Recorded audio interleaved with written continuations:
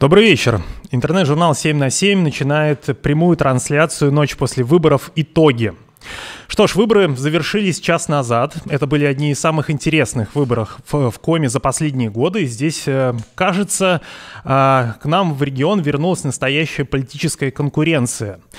На протяжении последних 2-3 месяцев мы очень много нового узнали о себе, о наших кандидатах, об агитаторах.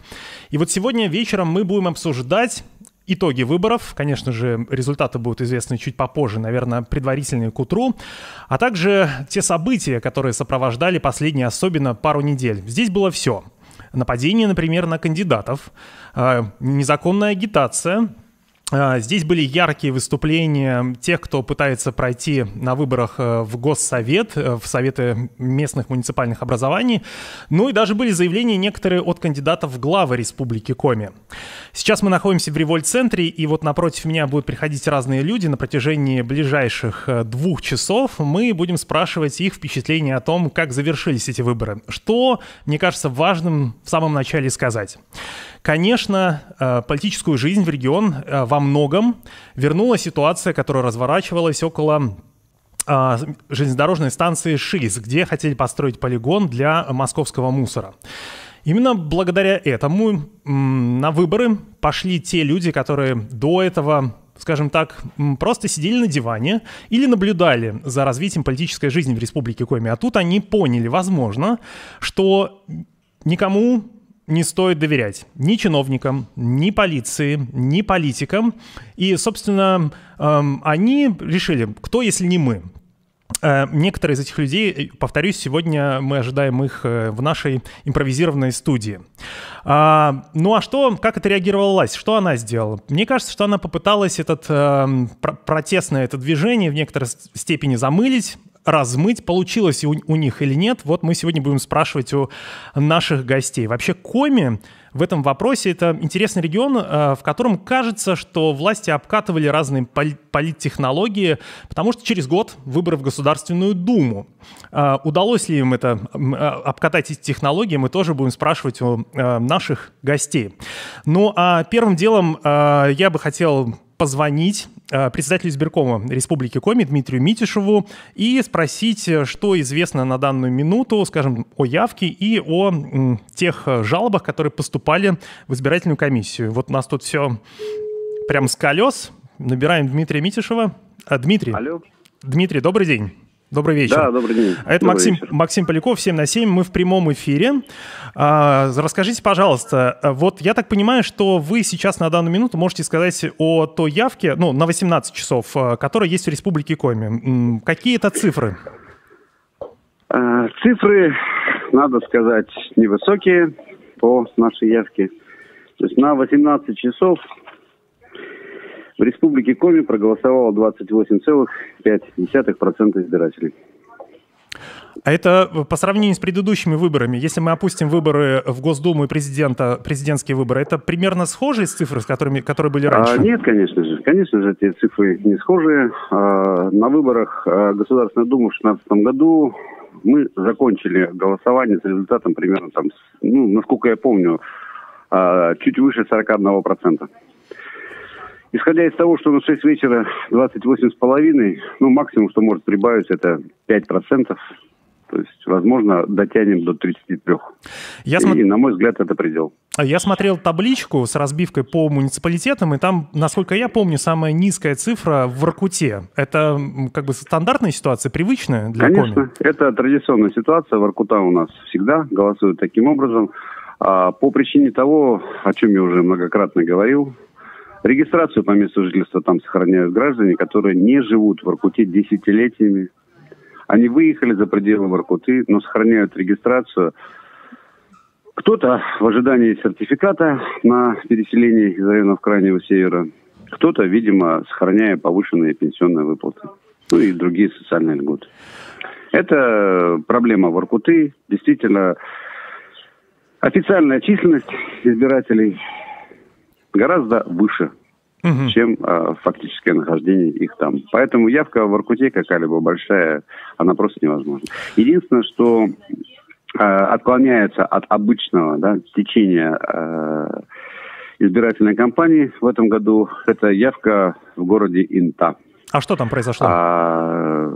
Там явка, да, вот на 18 часов составляет 27,81, да, в Воркуте 14,36. Обычно Инта и Воркута показывают примерно одинаковые результаты. Скажите, подождите, это важный вопрос. Вот в социальных сетях мы видели несколько сообщений о том, что представители одной из партий пытаются скупать голоса в Инте. Насколько эта информация, по вашим данным, она правдива? Подождите, мы такие данные откуда можем иметь, кроме как из социальных сетей? Да? Этими вопросами должны заниматься правоохранительные органы. Если такие факты имеют место, да, то они должны быть пресечены. А жалобы к вам поступали вот именно вот на этот момент? Смотрите, вот еще раз. Избирательные комиссии – это не орган, который имеет штат для того, чтобы бегать по улицам, фиксировать факты подкупа, задерживать тех, кто подкупает, привлекать их к ответственности и так далее. Да, компетенция по привлечению к ответственности за подкуп избирателей – это компетенция органов внутренних дел, если это административное правонарушение, и Следственного комитета Российской Федерации, если это преступление. Я напомню, что мы разговариваем с председателем избирательной комиссии Республики Коми Дмитрием Митишевым. Дмитрий, а вот какие еще жалобы, если они поступали к вам в течение дня? Вот на что жаловались люди, наблюдатели, скажем так, представители партии? Жалоб практически нет, я вам так скажу, которые доходили бы до избирательной комиссии Республики Коми. Да, вот с утра пришла жалоба относительно 2 участков на территории Эжинского района города Сыктывкара. Суть жалобы сводилась к тому, что тот, кто смотрел онлайн-трансляцию с этих участков, из этих помещений для голосования, увидел, что около 22-23 часов члены участковой избирательной комиссии сидят за столом и перелистывают списки избирателей, пишут что-то в табличке. Исходя из этого обстоятельства, было высказано предположение, что на этих участках осуществляется, возможно, фальсификация итогов голосования. Хочу отметить в этой связи, что я сам лично находился в избирательной комиссии Республики Коми сегодня до 3 утра. Почему? Потому что мы сводили окончательную явку по досрочному голосованию и закрывали списки избирателей по состоянию на 20:00 12 сентября. У нас много выборов, многие комиссии работают по 5 избирательным бюллетеням. Не все могут не ошибаться при подсчете и обработке такого большого потока информации. И то, что на этих участках члены участковой избирательной комиссии работали со списками избирателей в это время, не вызывает, например, у меня никаких сомнений. Все это находилось в поле зрения камер видеонаблюдения, все это было абсолютно открыто. А остальное все лишь предположение тех, кто не доверяет деятельности нашей комиссии. Дмитрий, во сколько вы ожидаете поступления первых результатов, обработки первых протоколов с разных участковых избирательных комиссий? Думаю, что с маленьких участков информация об итогах голосования начнет приходить после 9 вечера. Это с маленьких участков. Это, например, больницы, временные избирательные участки. Это небольшие населенные пункты. Но еще раз скажу, что наша кампания сложная. У нас совмещены практически все выборы, которые можно было совместить, кроме федеральных, на один день голосования. Участковым избирательным комиссиям очень тяжело будет обрабатывать и устанавливать итоги голосования. Потому что все начинается с открытия сейф-пакетов, зачитывания актов, сопоставления актов с содержимым сейф-пакетов и так далее, и так далее, и так далее. Это длительный и трудоемкий процесс, который требует очень большой внимательности. Наш эфир продлится до 23:00. Я надеюсь, что ближе к концу мы снова вам позвоним, и вы нам расскажете, если будут первые результаты, вы сможете рассказать, как идет подсчет голосов. Хорошо. Да, спасибо. До свидания. Спасибо вам. Спасибо вам. Прощаемся с Дмитрием Митишевым. Я напомню, что это был председатель избирательной комиссии Республики Коми. Как я в самом начале сказал, эта кампания была отмечена тем, что вдруг в Сыктывкаре, ну, скажем так, появилось насилие. Один из кандидатов в депутаты Совета Сыктывкара, Виктор Кокарев, вот, собственно, с этим столкнулся лично. Мы с ним поговорили за пару дней до нашего эфира. Я предлагаю посмотреть небольшой видеосюжет о том, что произошло. Виктор сам расскажет.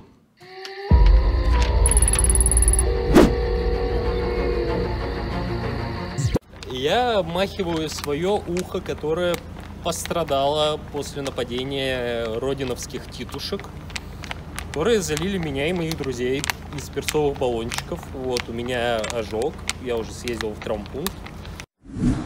Прямо сейчас я нахожусь в самом центре Сыктывкара. Это перекресток улиц Коммунистическая и Октябрьский проспект, так называемое кольцо. И именно здесь, в самом центре, на одного из кандидатов в депутаты напали неизвестные. Рядом со мной Витя Кокарев. Витя, приветствую. Ты кандидат от КПРФ, и именно здесь, собственно, произошло это непонятное событие. Расскажи, что случилось? Да, мы с друзьями ходили по городу и увидели, что конкретно вот на этот фонарный столб агитаторы у партии Родина вешают свои агитплакаты. Хотя, ну, вообще это не особо законно, потому что это муниципальная собственность, и на ней нельзя размещать агитацию. Мы подошли и сделали молодому человеку замечание. И сказали, что, ну, может, не стоит вызывать полицию, а ты просто сам все это снимешь. На что он ответил: я сейчас позвоню своим старшим, они приедут и разберутся. Да, они скажут, законно это или нет, вот как-то вот так.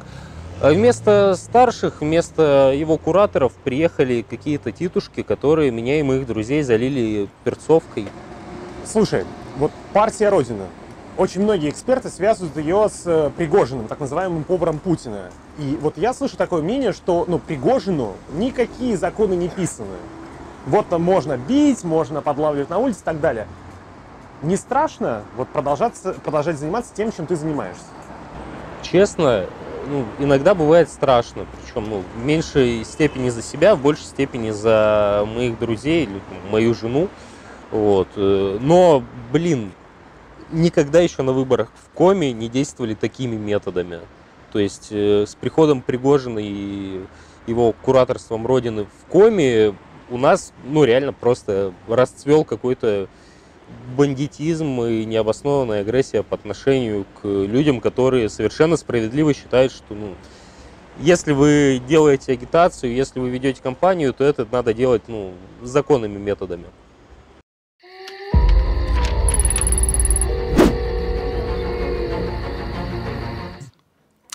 Виктор Кокарев – это не единственный человек, который столкнулся с насилием в течение этой избирательной кампании. Вот сегодня произошел очередной такой случай. Кандидат от партии КПРФ Виктор Воробьев тоже пострадал. Он выходил из здания суда, где рассматривалось его дело, и двое неизвестных прыснули ему в лицо зеленкой. И вот он сделал сразу же фотографию, выложил в социальные сети. Ее много раз репостили. После этого Виктору звонили журналисты федеральных изданий. Об этом много кто написал. Мы приехали в травмпункт буквально через 20 минут после того, как это произошло. Подождали Виктора, пока он был у врача. И вот предлагаю посмотреть, что он сказал сразу после выхода из травмпункта.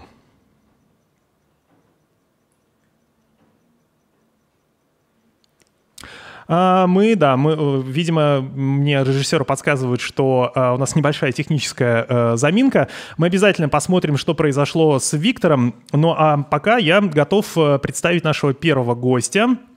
Это кандидат, который представлял партию Родина, Елена Иванова, руководитель регионального общероссийского народного фронта. Все правильно сказал? Все правильно. Елена, позади... Очень такая нервная кампания. Скажите свои первые впечатления, с какими ощущениями сегодня в 20:00, когда избирательные участки закрылись, вы встретили, собственно, окончание этой кампании? Но я скажу так, я бы не назвала ее особо нервной кампанией. Партия «Родина» сегодня проводила, в этот избирательный цикл проводила очень интересную кампанию. Было проведено более 1500 встреч, были проведены много заседаний экспертных клубов, были проведены множество журналистских расследований. Назвать ее нервной я не могу. Я могу сказать лишь одно, что партия «Родина» сегодня сплотила вокруг себя огромное количество людей, наших соратников, наших единомышленников, для того, чтобы вот все свои, скажем так, жизненные, все свои пожелания от своих избирателей, став депутатами, чтобы они были воплощены в жизнь. Да, слушайте, у нас кампания уже закончилась, давайте будем меньше говорить про партию «Родина», ну, в смысле, про то, какие у нее цели, больше про вас. Но все-таки вот для вас конкретно участие, собственно, в этой кампании, это же в новинку было в некоторой степени? Да, абсолютно. Я первый раз принимала участие в избирательной кампании, и я считаю, что этот опыт мне обязательно пригодится, и мы рассчитываем только на успех. Елена, давайте к неудобным вопросам. Кампания закончилась, мы уже не можем повлиять на избирателей. Да. Слушайте, ну вот я вот много раз встречал такое мнение, что партию «Родина» вот тоже называют спойлером. Вот что вы на это обычно отвечали? Наверняка вас тоже спрашивали. Нет, не спрашивали, но однозначно партия «Родина» — это не спойлер. У партии есть своя программа, у партии есть своя история. Она идет целенаправленно для победы на выборах не только в законодательных субъектах Российской Федерации, но и есть серьезные планы насчет участия партии в Государственную Думу. Ну, у вас есть мандат, то есть партия представлена в Государственной Думе. Одним мандатом. Одним мандатом, но это все так или иначе, это парламентская партия, ну, да. Слушайте, а второй неудобный вопрос, он касается, собственно, Евгения Пригожина. Многие связывают партию «Родина» с тем, что Евгений Пригожин, он же, как его называют, повар Путина, вкладывает деньги, так или иначе, в кампанию, в продвижение, в агитацию и так далее. У меня вопрос. Вы слышали такое мнение? Как вы к этому относитесь? Нет, мнение я, естественно, слышала, но у нас олигархи присутствуют и финансируют очень многие политические партии. Конкретно мое отношение к этому, нейтральная. Да, я уточню вопрос. Здесь же вопрос, как мне кажется, в репутации. Там каждый человек ставит свое имя на кон, вот он идет там от КПРФ, от ЛДПР, он ставит на кон свою репутацию, если можно так сказать. Вы человек известный, вы много сделали общественных гражданских проектов в Республике Коми, и вы поставили в своем роде свою репутацию на кон, где с другой стороны рядышком с вами стоит Евгений Пригожин. Вот насколько внутри у вас конфликт или это нет конфликта? Абсолютно у меня нет никакого конфликта, то есть я абсолютно осознанно сделала свой выбор, и мне сделал предложение не Евгений Пригожин, а партия «Родина». И поэтому я приняла это приглашение. И, собственно говоря, отработала честно, открыто в этот избирательный цикл. Последний неудобный вопрос, потом будет удобный. Еще раз давайте проясним ситуацию с агитматериалами. Вот фасады домов, некоторые заборы были завешены листовками партии «Родина». Их было очень много. Что будет происходить, завтра, послезавтра с этими листовками? Партия «Родина» объявила уже о проведении субботника. Будут сниматься агитационные материалы. И 14 числа, завтра, объявлены 2 точки сбора этих материалов. Кстати, можно помимо агитационных материалов принести еще с собой макулатуру. 2 точки – это около торгового центра «Парма» и около Дома культуры в Эжве. Вот 2 точки с 2 до 5 часов будут принимать макулатуру. Ага. Какое будет ваше первое решение, если вы попадете в Государственный совет? Но я имею в виду не формальное, не бюрократическое решение. Какую инициативу, скажем так, вы захотите продвигать в Государственном совете? На что свое внимание, если вы попадете, будет приковано в первую очередь? Я уже в предыдущем эфире говорила о том, что мы много занимаемся экологической повесткой, и поэтому вопрос, который нами был инициирован когда-то, это вопрос о создании зеленого щита вокруг города Сыктывкара, я думаю, что вот это та инициатива, над которой мы уже работали и будем продолжать работать. 2 последних вопроса к вам. Сколько наберет партия «Единая Россия» на этих выборах? Ваш прогноз? Очень такой интересный вопрос. Но я скажу так, что партия «Единая Россия» наберет большинство голосов. Угу. Какой процент, ну, я не Большинство, волшебник. ну, это по-разному. 60, да, вот, или 31. Ну, это две разные цифры. Ну, вот в какую сторону у вас все-таки? Это будет абсолютно большинство? Вот в парламенте, в нынешнем созыве, который вот завершает свою работу, из 30 мест 26 было у «Единой России». Вот сейчас сколько останется, по вашему мнению? Ну, в районе? Ну, не знаю, 20-25. 20-25. Ну, в смысле, более оптимистичный взгляд для тех, кто выдвигался в оппозиции к «Единой России». Ну и ваши ожидания от голосования избирателей в Коми относительно партии «Родина»? Ну, партия «Родина» должна преодолеть 5% барьер. Ну, значит, как минимум один мандат. Естественно. Кому он достанется?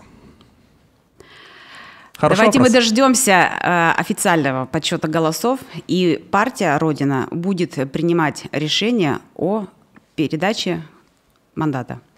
Спасибо. Уважаемые зрители, напомню, спасибо вам огромное. Елена с нами была на связи, беседовала. Елена Иванова, представитель партии «Родина», руководитель регионального общероссийского народного фронта. Маленькая пауза.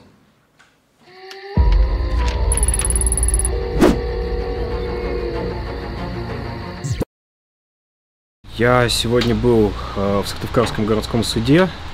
Там рассматривался мой иск к территориальной избирательной комиссии города Сыктывкара, которая не признавала мои права как члена комиссии с правом совещательного голоса. Вчера в районе 5 вечера, наверное, я подал иск. В районе 7 вечера мы с судьей собрались в зале судебного заседания. И судья объявил в этом судебном заседании перерыв вот до 2 часов дня сегодня. Больше никто, ну, кроме секретаря еще судьи, не знал о том, что перерыв объявлен вот до сегодняшнего дня, до 2 часов дня. Судья ушел в совещательную комнату на решение. Я в какой-то момент решил не дожидаться его, вышел из суда, вызвал такси. Когда я подходил к такси, подбежало 2 человек, и один из них брызнул из шприца мне в лицо зеленкой. Я пытался увернуться, поэтому попал только на левую половину. Вот. Но теперь, конечно, глаз очень сильно болит и жжется. Полиция пока не знаю, что делала. Я просто позвонил туда, и когда я звонил в 112, меня очень долго расспрашивали не про обстоятельства нападения, а про то, что я делал в суде, кандидат я от какой партии и какие-то, на мой взгляд, не очень имеющие отношение к делу вещи.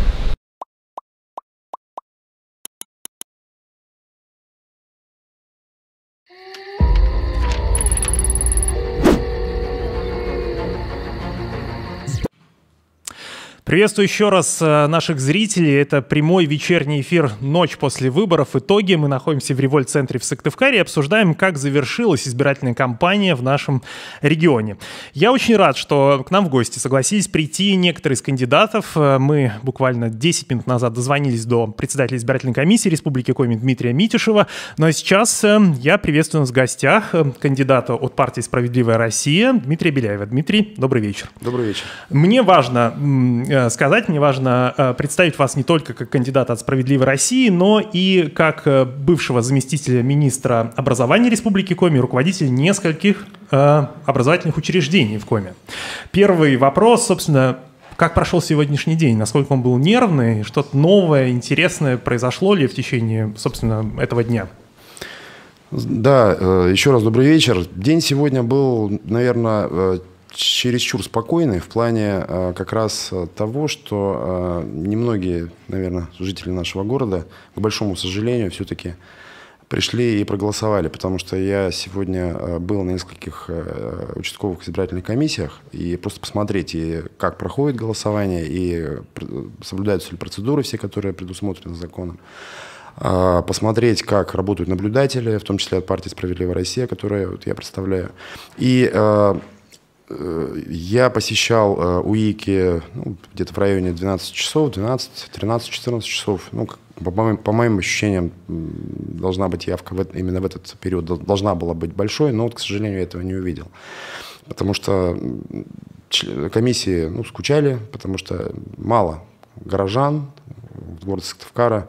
посещали. Возможно, потом явка и была выше, потому что, наверное, возвращались многие с дач, в воскресенье сегодня заезжали на избирательные участки, но вот именно днем было достаточно так вот тоскливо, да, дождь идет, избирателей мало, но в любом случае, с другой стороны, есть и позитив в том плане, что вот где я побывал, достаточно много УИКов сегодня объехал, посмотрел с коллегами, на самом деле все достаточно хорошо организовано, и мы не заметили таких больших, серьезных, явных нарушений.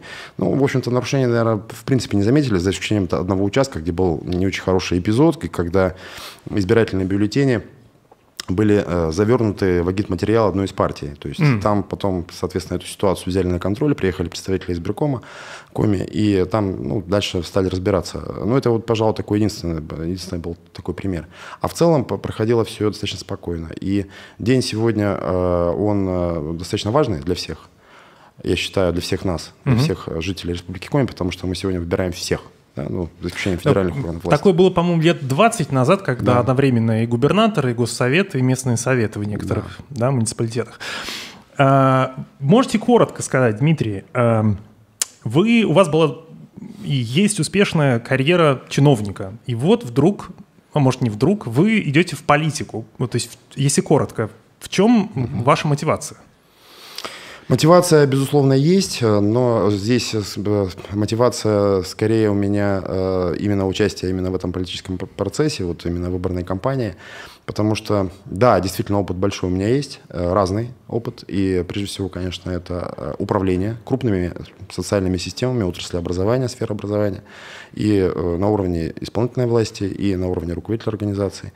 И вот так получилось, что последние несколько лет, наверное, может быть, даже особенно отчетливо это вот последний год, да, вот 18-19 эти годы, стало очевидно, что в республике, к большому сожалению, многое развивается не так, как хотелось бы, эффективно, в частности, по образованию, по отрасли образования, но вообще по социальным сферам. Я не буду сейчас углубляться, может быть, в большой глубокий анализ, но это стало понятно многим жителям, и я разделяю точку зрения многих жителей, что у нас, в общем-то, вот эти годы, они провальные во многих сферах. И посмотрев на всю эту ситуацию, был губернатор у нас предыдущий, который Сергей Анатольевич Гапликов, и вот наблюдая, как все происходит, было очень печально и грустно. И скажу честно, что у меня были планы, и у нас, в принципе, планы были с семьей летом уехать, да, из республики, причем достаточно такие серьезные предложения и были, и есть. Но поскольку все-таки в апреле Сергей Анатольевич Гапликов покинул республику, и был назначен новый временно исполняющий обязанности главы. И я воспринял это как позитив, да, тактический, в том плане, что все-таки федеральному центру стало очевидно, что здесь что-то не так у нас в республике, и очень даже не так. И вот этот момент, да, он меня замотивировал на то, что возникли ожидания изменений позитивных в республике. Я вас на секунду перебью и обращаюсь к нашему режиссеру. Давайте мы, если есть возможность, посмотрим небольшой ролик, где политолог Александр Кынев рассказывает о том, как он воспринимает время Сергея Гапликова в республике Коми и шансы Владимира Уйбы, который баллотировался как самовыдвиженец, значит, на этих выборах. Вот что это было за время 3-4-летия с Сергеем Анатольевичем Гапликовым? Мы готовы? Давайте посмотрим коротко.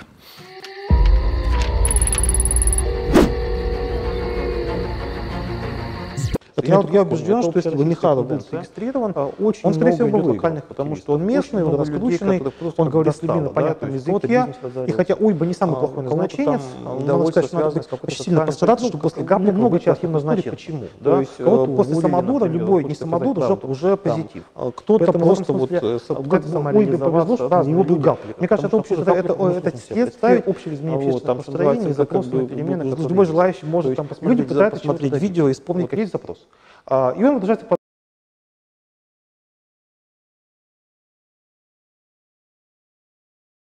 Я убежден, что если бы Михайлов был зарегистрирован, он, скорее всего, бы выиграл, потому что он местный, он раскрученный, он говорит с людьми на понятном языке, и хотя Уйба не самый плохой назначенец, надо сказать, что надо быть очень сильно постараться, чтобы после Гапликова быть плохим назначенцем.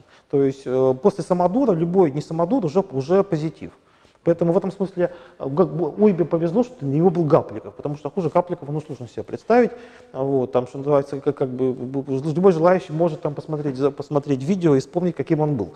Да, значит, таких еще поискать. Я могу сказать, что за много лет мониторинга деятельности наших глав администрации такого самодурства, как было в Коми, это еще поискать. Да? То есть там и борщевик, и кукуруза, и все на свете. И минута памяти Александра Сергеевича Пушкина. Я думаю, что все это войдет, собственно говоря, в анналы истории Республики Коми. Так что на его фоне, что называется, то, что не идиот, уже спасибо. Вот. Но мне кажется, даже в таких условиях все равно у Михайлова были хорошие шансы, просто потому что Уйба, он чужой, и если была бы конкурентная компания, это бы проявилось, это было бы видно. А сейчас это и проявляться-то негде, потому что никто компании конкурента не видит.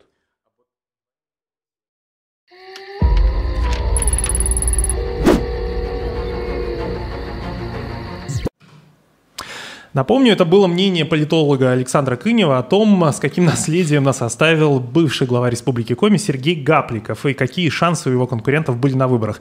Я сразу хочу извиниться перед нашими зрителями. Иногда у нас возможны некоторые технические неисправности, но мы работаем на пределе, практически с колен, телефоны в руках, наши микрофоны, все соединено лучшим образом, но иногда техника дает сбой. Мы возвращаемся к беседе с Дмитрием Беляевым, который баллотировался в Государственный совет от партии «Справедливая Россия».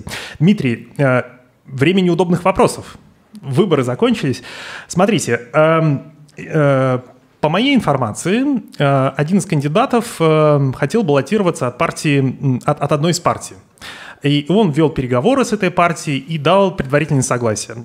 После этого, вот буквально накануне, когда нужно было сдавать списки, этот кандидат перешел в другую партию под третьим номером. Он баллотировался на этих выборах под номером 3 в списке.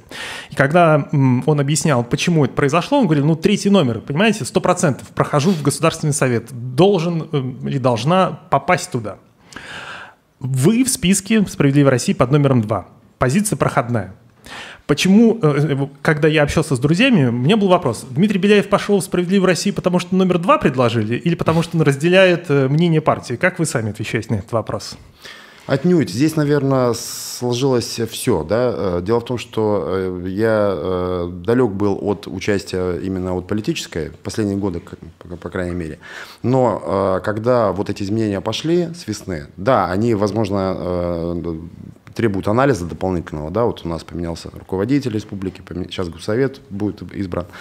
Но все равно на фоне того, что это было, и вот Кынев об этом говорил, да, это действительно позитивно, я считаю.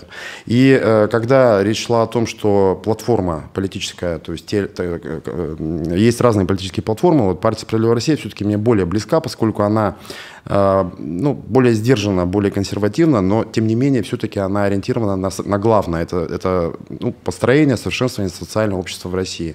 Да, можно по-разному обсуждать, ее там называют партией избитых летчиков и так далее.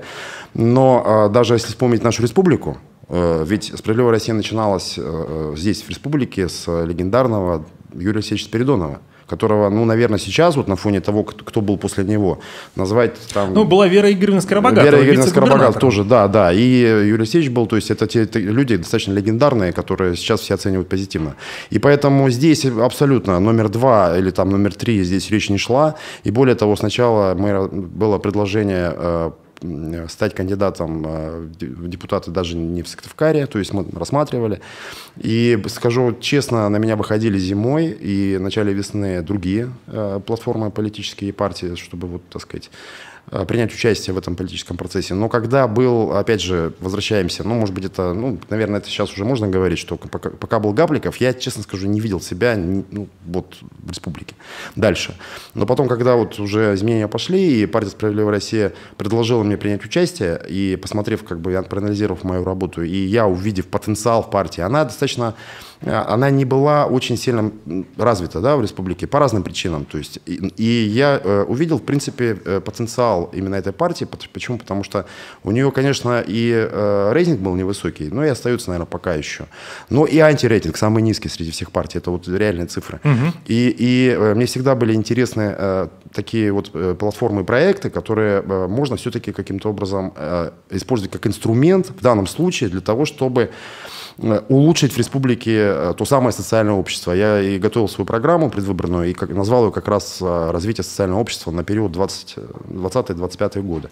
Поэтому здесь номер 2 или номер 5 речь не шла. Это потом уже, когда формировались списки, такая конфигурация возникла. Но изначально речь об этом не шла.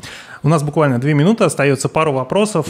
Мы говорили о насилии, которое появилось в Республике Коми, о том, что некоторые партии используют это, да, как метод, как метод политической борьбы. О чем, по вашему мнению, это говорит? Про что эта история? Баллончик, кулаки, зеленка? Мы сегодня с коллегами там на другом эфире уже поднимали эту тему, и там возникла такая мысль, что вот какие-то вещи, которые на федеральном уровне, возможно, часто встречаются, у нас еще пока не было этого. И это с одной стороны. С другой стороны, мы видим вообще в целом вот то, что происходило, вот эту предвыборную кампанию, уже тут тоже достаточно очевидно, и, наверное, многим, что имели место быть разного рода политические эксперименты, правильно сказать, эксперименты, наверное, да, политические в том числе, по обкатке каких-то технологий политических, по применению каких-то новых инструментов. Но это неплохо, я считаю, потому что, где проекты обкатывать, как не, так сказать, на каких-то не очень больших группах, да, презентативных. У нас республика небольшая, избирателей немного, и легче какие-то вещи посмотреть, нежели когда их там десятки миллионов избирателей, да, где что-то обкатывать сложное, новое. Но это как бы вот одна сторона медали. А другая сторона медали, вот докатилась до нас, к сожалению, вот эти вот нехорошие веяния, что в погоне за голосом, вместо того, чтобы использовать нормальные инструменты, да, агитационные, встречи с избирателями, то есть начинается вот это вот начиная от переклейки там афиш бесконечных около каждого подъезда, и мне как жителю это все тоже, так сказать, очень сильно не нравилось. И, кстати говоря, когда мне все настоятели рекомендовали, я даже не стал печатать, у меня нету таких этих плакатов А4, А3, я их просто не печатал, потому что я как житель понимаю, что это какой раздражитель. И, наверное, это побочный эффект всех этих вот новых, может быть, экспериментальных вещей. Категорически это осуждаемо, и, конечно, я как в прошлом член общественного совета МВД здесь могу порекомендовать, что все-таки надо, наверное, правоохранительным органам здесь и им внимание уделить этим ситуациям, тщательно, кропотливо разобраться во всем. И действительно, если есть составы, то правильно отреагировать, чтобы это дело не ушло куда-то. А кто прав, кто виноват, это уже надо посмотреть, да, пусть смотрят. Последний вопрос. Сколько мандатов сохранит «Единая Россия»? Из 30 было 26. Какая ваша ставка? Да, то, что их будет опять большинство, скорее всего, это так. Я так думаю, но я думаю, где-то, наверное, от 15 до 18, вот так скажу. Вы больше оптимист, чем Елена Иванова, то есть, которая от 15 была, до 18, да. Которая была «Справедливая Россия» 1, 2, 3, 5 мандатов. Ожидайте. Сколько? Хотим больше, а в реальности? В реальности. Я думаю, что назову так вот, от 1 до 5, опять же. Да? Но нет, мы реалисты. Мы реалисты. Но, конечно, мы, когда планировали кампанию, мы планировали, что все-таки будет не менее 3. Вот такая цифра. Спасибо, что вы пришли к нам в гости. Я напомню, что вместе с нами беседовал кандидат на выборах в Государственный совет от партии «Справедливая Россия» Дмитрий Беляев. Спасибо, до свидания. Спасибо большое, до свидания.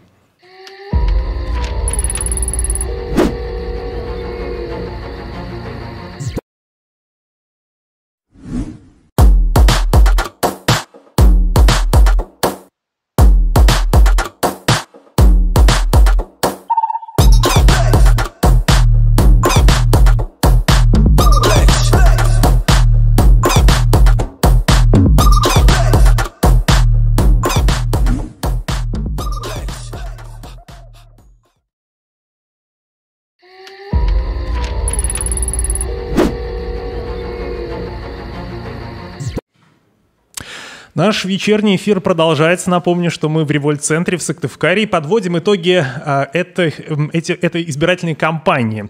У нас в гостях кандидаты, у нас в гостях участники кампании, агитаторы. Мы вызваниваем тех, кто имел какое-то отношение к тому, что происходило в Республике Коми за последний месяц-два.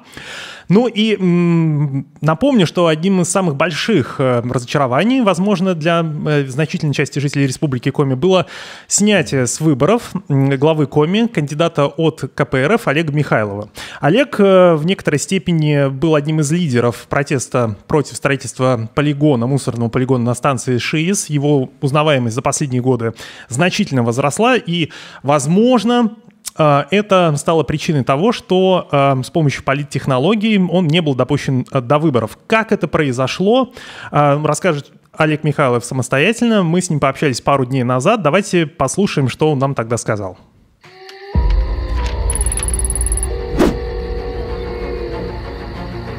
Это Государственный совет Республики Коми, место баталии. Мы стоим на крыльце вместе с незарегистрированным кандидатом от КПРФ Олегом Михайловым. Олег, здрасте. Здравствуйте. Вы можете еще раз объяснить, что произошло, как стало возможным, что вас не зарегистрировали на этапе муниципального фильтра? Каждый муниципальный депутат имеет право, в соответствии с законом, отдать свою подпись одному кандидату на должность главы Республики Коми. То есть это закреплено в законе. Но это не значит, что сам депутат не может их дать хоть всем. Свою подпись, да, поставить в подписном листе, может дать хоть кому, хоть какому количеству, по сути, кандидатов на должность главы республики.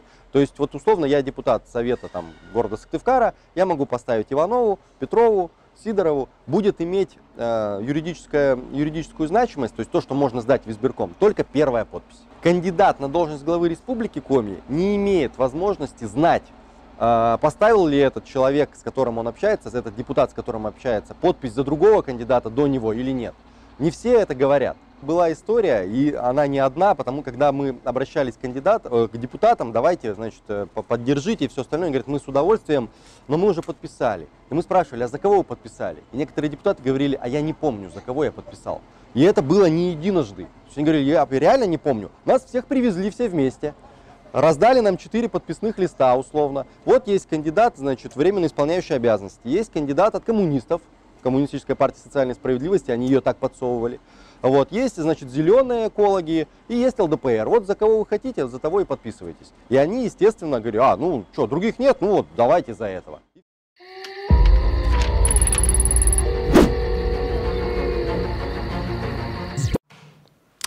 Мы снова в эфире. Только что вы слушали объяснение Олега Михайлова, почему произошло то, что произошло. Его сняли с выборов. Олег прямо сейчас напротив меня в нашей импровизированной студии. Мы будем общаться. Олег, первый вопрос, как и другим нашим гостям. Как прошел сегодняшний день? Насколько он был волнительный для вас, как лидера КПРФ Республики Коми? Ну, он прошел достаточно ровно, в том плане, что все, значит, участники в избирательной кампании, все кандидаты, все наблюдатели, все те, кто болел, что называется, за выборы, они знали, чем сегодня они занимаются, они были все на своих местах, они наблюдали за выборами, они ездили по избирательным участкам, смотрели, все ли сделано в соответствии с законом, нет ли каких-то нарушений, где-то подсказывали избирательным комиссиям какие-то мелкие нарушения, чтобы они быстро устранили, ну, ничего там принципиального не было в целом. Вот. Где-то приходилось, значит, принимать решения, в частности, вот на одной из избирательных комиссий пришлось проводить, значит, заседание избирательной комиссии, участковой избирательной комиссии и отменять голосование по досрочному, значит, голосованию в связи с тем, что сейф-пакет был запечатан ненадлежащим образом. И избирательная комиссия, Давайте объясним, что такое сейф-пакет. Да, объясню. Дело в том, что у нас было применено досрочное голосование на этих выборах, да, 11 и 12 числа люди приходили и голосовали, и, значит, эти бюллетени после голосования, они помещались в сейф-пакеты. Ну, вы можете себе представить, что такое сейф-пакет. Это обычный, вот знаете, пластиковый пакет, который на почте мы иногда там отправляем отправление, посылки и все остальное, там, заказные какие-то вещи. Вот такой пластиковый непрозрачный пакет, черный внутри. Вот примерно так же выглядит и сейф-пакет.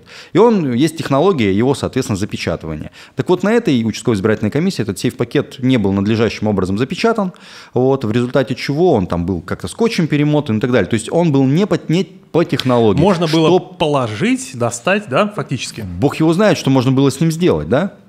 Вот. И, естественно, написали жалобу, не наши представители, там другие, написали жалобу на этот счет, и участковая избирательная комиссия, она обратилась за разъяснениями к руководителю территориальной избирательной комиссии Александру Левяновичу Воронину, который сказал, что все законно, никаких вопросов нет, значит, нет причин, что называется, не доверять тому, что там какие там бюллетени имеются.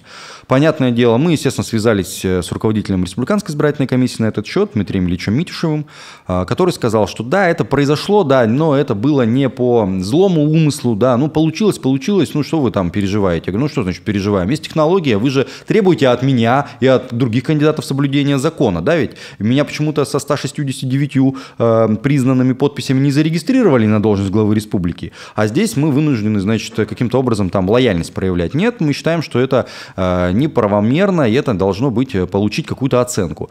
Он говорит, ну, по большому счету, это компетенция участковой избирательной комиссии. Если они признают там ошибки и так далее, то можно будет дальше работать. Прекрасно.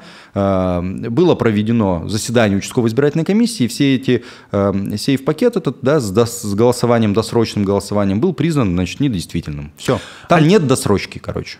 Олег, я правильно понимаю, что КПРФ постарался максимально закрыть участки там, где могли? То есть у вас наблюдателей было больше, чем у другой партии в республике, кроме, не знаю, за исключением Единой России, там, ну, вопросы есть, но вот... Мы встречали наблюдателей от Единой России, мы встречали наблюдателей от Родины, мы встречали наблюдателей от ЛДПР. Многие говорили о том, что они находятся там формально, то есть присутствовать наблюдатели присутствуют, но какой-то там нагрузки действительно серьезной, да, то есть по наблюдению, они не ведут. То есть вот это вот такой момент. Потому что физическое присутствие наблюдателя, оно не гарантирует честность и прозрачность выборов, да, надо это понимать.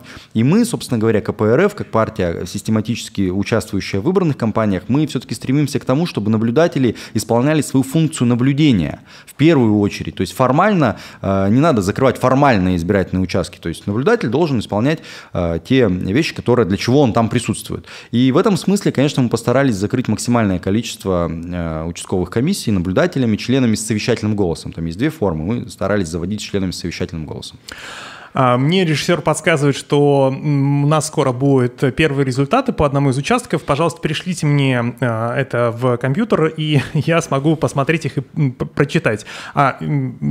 Секунду. Значит, только что прислали результаты. Мадмас.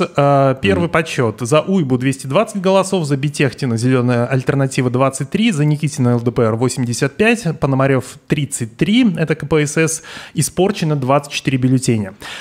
По партиям на этом же участке в Мадмасе Единая Россия 93 голоса, КПСС, Коммунистическая партия социальной справедливости 24, Коммунисты России 19, Справедливая Россия 14, ЛДПР 76, Зеленая альтернатива 25, Родина 11 и КПРФ 100. КПРФ выиграла у Единой России в Мадмасе 7 голосов. Прекрасно. Отлично. Да. Молодцы, мадмасцы. Уважаемые, можно поаплодировать. Можно поаплодировать. Я обращаюсь к режиссеру. Если будут другие цифры, пожалуйста, присылайте. Мы будем их в прямом эфире зачитывать. Олег вот сейчас зааплодировал после первых цифр, которые появились в нашем распоряжении. Вы знаете, да.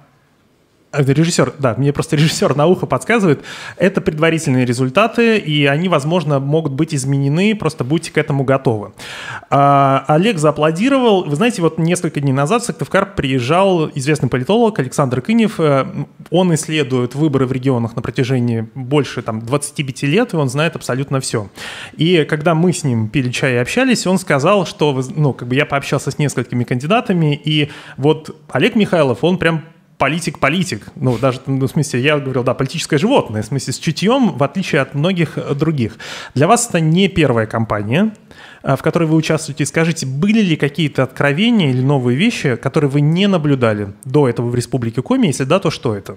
Да, мы действительно... Я хотел бы сначала начать с Мадмаса. Дело в том, что это очень важно. Мадмас – это передовая борьбы против московского мусора. Я поэтому и зааплодировал, потому что эти люди в очередной раз не подвели. Они, что называется, борются не только физически присутствуя, да, не только путем иногда, может быть, таких действий, находящихся на грани, значит, с законом, да, но эти люди готовы и совершенно в легальном поле действовать, значит, участвовать в выборах и доказывать свою правоту любым доступным способом. Поэтому, естественно, им большая благодарность и огромное уважение этим людям. Что касается особенностей, да, вот связанных именно с этой кампанией, того, чего не наблюдалось, скажем так, в предыдущей, может быть, кампании. Ну, во-первых, то, что характерный такой момент, это абсолютно агрессивная кампания со стороны явных партий-пустышек. Значит, что я имею в виду? Это в первую очередь «Зеленая альтернатива» и «Родина». Это партия, ну, «Зеленая альтернатива», она вообще появилась в апреле этого года, а в Республике Коми ее отделение зарегистрировано, если я не ошибаюсь, в начале мая 2020 года. Кстати, вторая партия, спойлер, которая участвует в выборах, это КПСС, она зарегистрирована 28 мая 2020 года в Республике Коми. Вот. Ну и характерный момент – это то, что мы всегда слышали о том, что есть фальсификации, да? Мы слышали о том, что, значит, заставляют голосовать, административный ресурс и прочие дела. Но, наверное, для Республики Коми не характерный момент – это то, что скупают голоса за партию спойлер. А где, скажите, если у вас есть данные, где и как это? Ну, вот. У нас полно сигналов приходило из Республики Коми, начиная от Воркуты, Инты, Сосногорск, значит, Сыктывкар. Огромное количество вот этих вот примеров. И, например, на паблике «Новая Республика» есть несколько роликов, подтверждающих вот именно эти вещи. То есть, когда люди, там, бригадиры вербуют каких-то людей для того, чтобы они, значит, продавали свой голос, находили и так далее. У нас есть два ролика, которые касаются этой темы. Один как раз вот про то, как пытались скупить голоса. Здесь нужно эту информацию проверять, но что есть, то есть. О том, зачем на выборах в Коми пришли партии-спойлеры, нам рассказал ваш коллега, член Коммунистической партии в Коми Андрей Никулин. Я просто предлагаю послушать его и вернуться к беседе. Хорошо.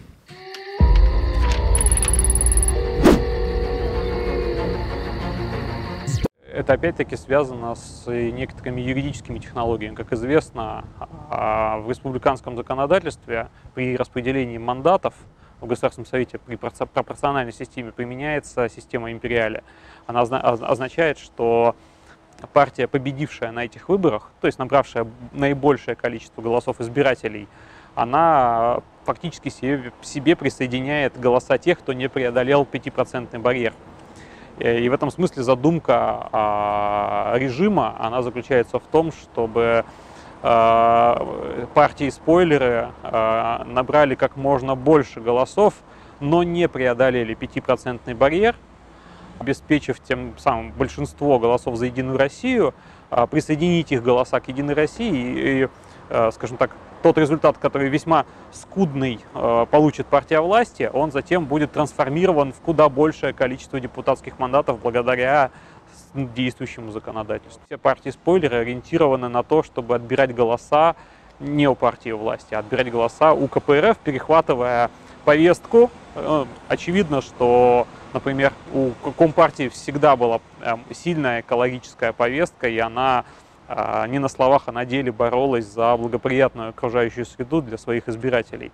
Но, тем не менее, обязательно нужно было бы завести на выборы какую-нибудь партию, которая будет называть себя настоящими, а не поддельными зелеными. Это один сценарий, да? И понятно, что не секрет, что существует еще две партии, которые имеют схожее наименование, да, и рассчитаны на то, что консервативный избиратель Компартии, зачастую пожилой человек со слабым зрением, не сможет разобраться в бюллетене и по ошибке поставить свой голос за партию со схожим наименованием. Это технологии, они не новые, они применяются от выборов к выборам.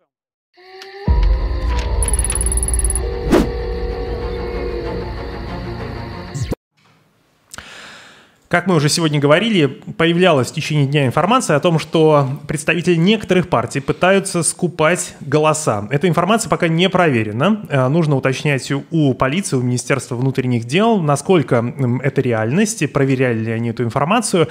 Ну вот наши коллеги, журналисты «Новой Республики», они, собственно, получили доступ к WhatsApp-переписке и озвучке вот такого диалога, что ли, неформального, в котором обсуждалась покупка покупка голосов. Они этот ролик выложили, мы сейчас его посмотрим, и каждый из вас сделает выводы, насколько можно этому верить или нет.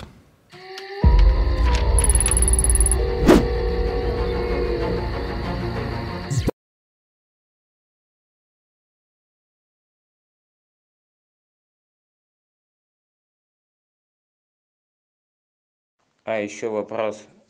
Никто не хочет заработать 500 рублей на выборах? Че за муть насчет выборов? Денчик, а за кого там голосовать надо?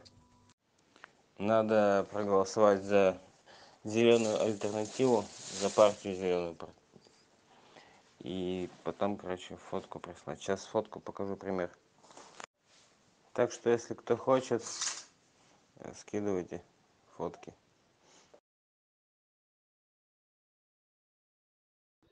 Никито, слушай, ты голосовал, нету, так мне будет тех дело, выручишь меня, будет вообще все. Да я хотел тебя подбить тут, короче, за родину, нахуй, проголосовать надо.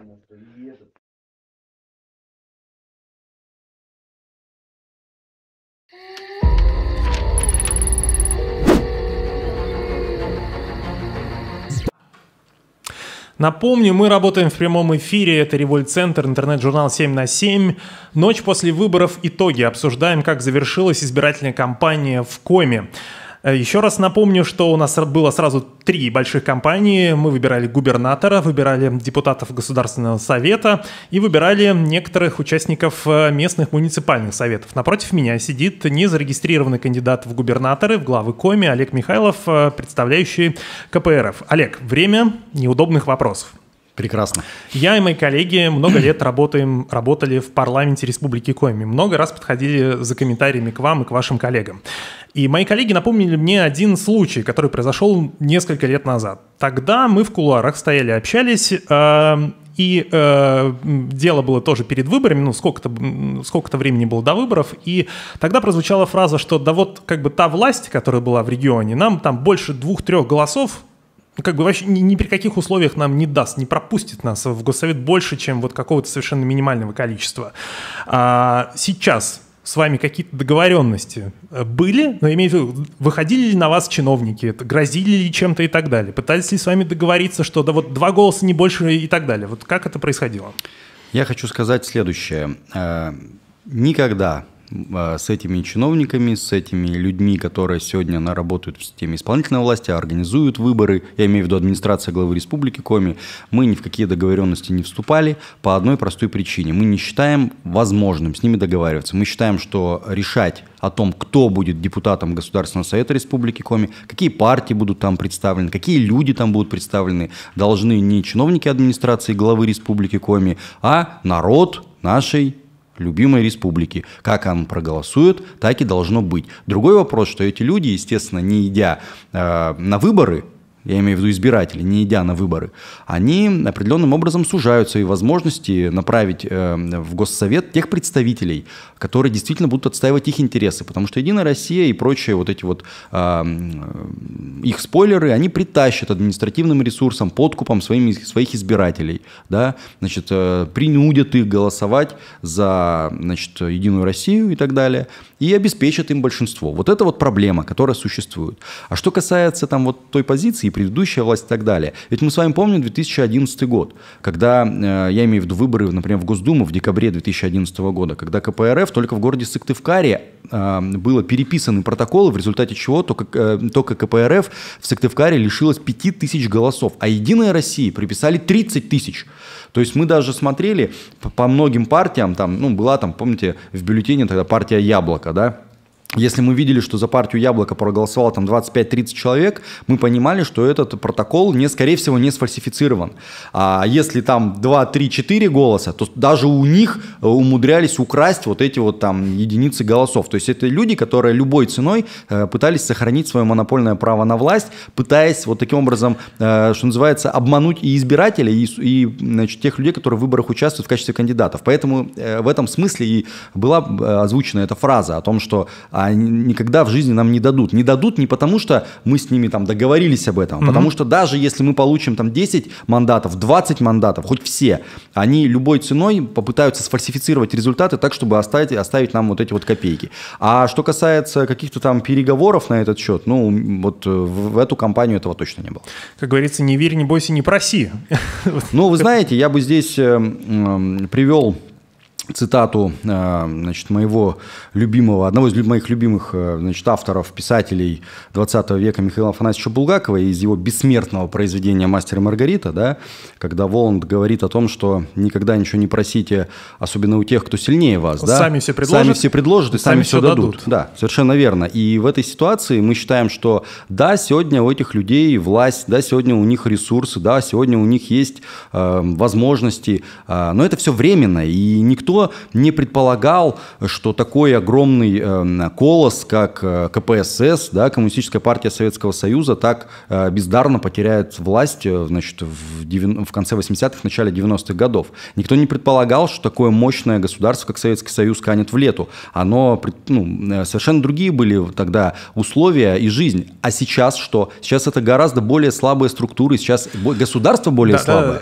Да, политическую программу и ваше положение на политическом поле мы, возможно, обсудим чуть попозже. Есть более интересные и важные вопросы вот по поводу фальсификации. Вы ожидаете на этих выборах, что какие-то протоколы будут переписаны и так далее? Внимание, 10 часов, мы час уже в эфире, наши часы звонят. Вопрос про фальсификации. Я думаю, что на сегодняшний момент фальсификации возможны вот в плане не переписывания протоколов, да, а вот вбросы, да, значит, вот подмена вот тех бюллетеней, которые помещены в сейф-пакеты и так далее. То есть вот подобные истории, они как раз свидетельствуют о том, что избирательные комиссии, нечистые на руку избирательные комиссии, я не говорю про все, вот, но те люди всегда существуют, которые, значит, за какие-то блага, за какие-то обещания готовы выполнить вот такую грязную работу. Они всегда были, есть, к сожалению. И мы с вами помним примеры сосногорских выборов, ижемских выборов, когда были пойманы за руку в итоге и получили условные сроки те люди, которые фальсифицировали выборы. То есть говорить о том, что совсем фальсификации там не будет, нет. Не все мы, может быть, сможем отследить, потому что раньше мы видели копию протокола, который получил наш наблюдатель, член комиссии там, с правом совещательного голоса, и мы видели официальные результаты, заведенные в систему Госвыборы. Могли их сопоставить и увидеть, что они совершенно разные. Да? Поэтому тут было проще. В этих условиях нам нужно более как-то глубоко и более серьезно подходить. Потому что в протоколе они напишут ровно то, что будут, значит, этот протокол не будет переписан, да? Я так думаю, я так полагаю. Он будет, копия его будет передана нашему наблюдателю, она будет заведена в систему Госвыборы, и к итогам голосования мы, собственно говоря, претензий, скорее всего, не сможем предъявить. Но вот к процедуре подсчета, к процедуре самого голосования, к вот этим вот вопросам, потенциальным вбросам, скупке голосов и так далее. Ведь вы понимаете, какая штука? Вот тогда возникают вопросы. Понимаете, какая штука?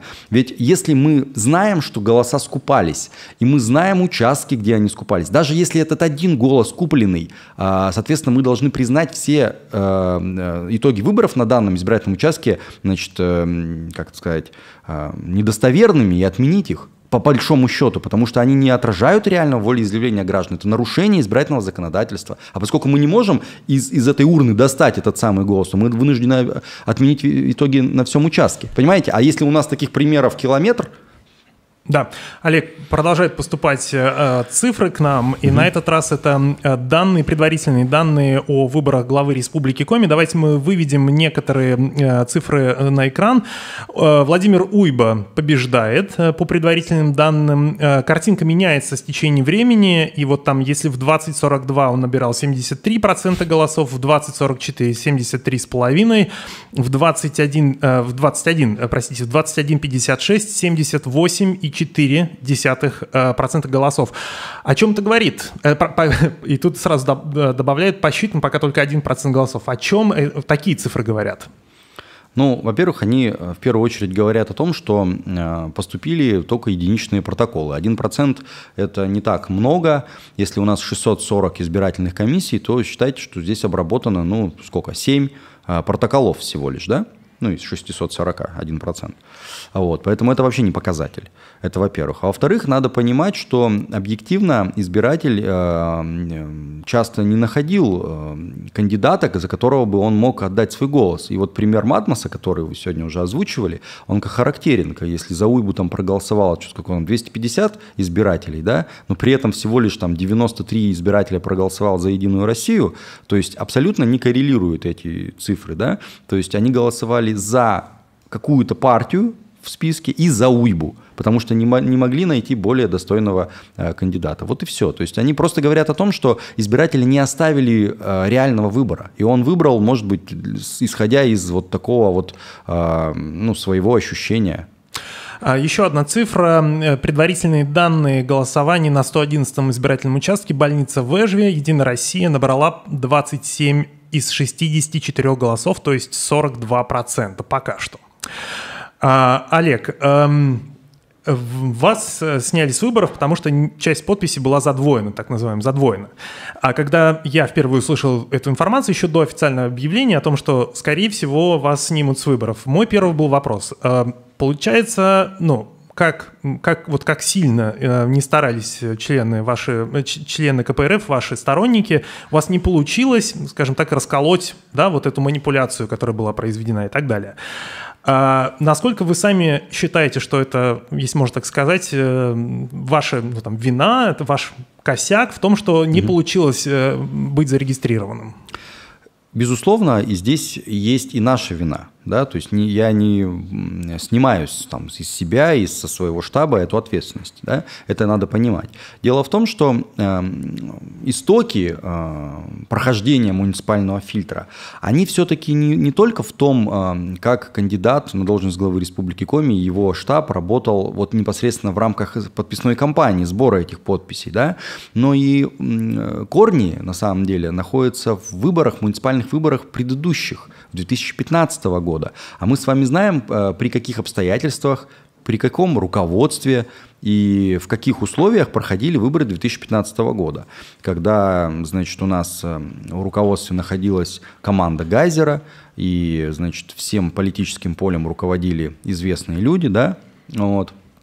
И каким образом они устраивали эти выборы. В результате этой кампании КПРФ в Госсовет Республики Коми получила 7,4%, я напомню. Ее спихнули на 4-е место, пустив вперед и ЛДПР, Справедливую Россию. А с учетом того, что значит, эта команда обладала огромным административным ресурсом, у меня, например, нет сомнений в том, что они абсолютно результаты тех выборов уже тогда не отражали реальный расклад политических сил в Республике Коми. Вот. Тем более, что даже 2-е и 3-е место, это Справедливая Россия, ЛДПР, набрав там 10 и 11%, а мы 7%, да, с половиной, получили все по одному мандату. То есть даже в этих условиях, понятное дело, что даже за ЛДПР проголосовало там на 30-40% больше избирателей, но тот же самый один мандат они получили. То есть даже это несправедливо. Вот. И, естественно, в результате тех выборов у нас было достаточно небольшое количество муниципальных депутатов, потому что проходили выборы в муниципальных районах. И где-то мы вообще не смогли создать фракции, хотя они у нас были до этого, например, в Печоре. Где-то мы получили по одному депутату всего лишь, да, то есть в большинстве, по-моему, мест, только в Вижме, по-моему, у нас 2 депутата прошло. Вот. И понадобилось определенное время для того, чтобы выправить эту ситуацию и хотя бы начать ее выправлять, потому что, естественно, в дополнительных выборах мы в основном участвовали во всех, которые были, и старались выдвигать своих кандидатов. Где-то они более успешно для нас проходили, где-то менее успешно. Но такой вот генеральной репетицией кампании была как раз кампания муниципальных выборов. Основные выборы проходили в 2019 году в Вижме и Книжпогосском районе. И на тех выборах мы показали очень хороший результат. В Вижемском районе мы провели из 20 депутатов 8 выдвиженцев КПРФ, и кроме того мы поддержали еще несколько самовыдвиженцев. То есть мы не выдвинули там своих кандидатов, там мы поддержали самовыдвиженцев. И на одном из округов мы поддержали выдвиженца ЛДПР.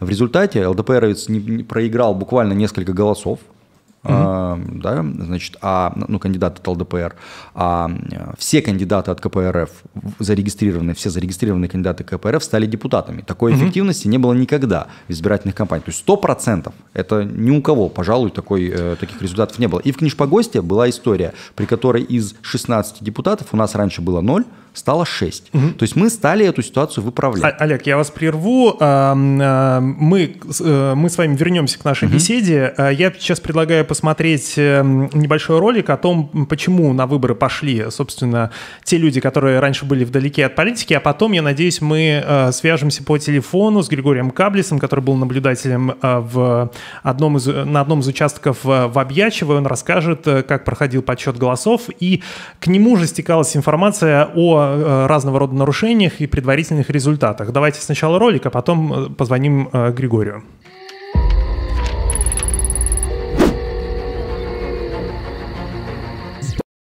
Это не только в Коми, это общероссийская тенденция. Очень много идет локальных активистов, очень много людей, которых просто как бы достало, да, то есть у кого-то бизнес разорился, у кого-то там недовольство связано с какой-то социальной политикой, много частных историй, почему, да, кого-то уволили, например, он хочет доказать правду, там, кто-то просто вот пытается самореализоваться, разные люди. Мне кажется, это следствие общего изменения общественных настроений и запроса на перемены, которые есть. То есть люди пытаются чего-то добиться, вот есть запрос. И он выражается по-разному, люди идут везде, куда могут попасть. Мы видим новых людей и в КПРФ, мы видим в «Справедливой России», мы видим в ЛДПР, мы видим в новых проектах. Я могу сказать, что, допустим, там и новые люди за правду в регионах, там вполне себе много реальных живых местных активистов, там где они выдвигаются, потому что люди приходят туда, куда пошли, туда и пошли, что называется. То есть вот в этом смысле есть вот масса общественного интереса, он реализуется в самых разных формах. Главное, что есть запрос.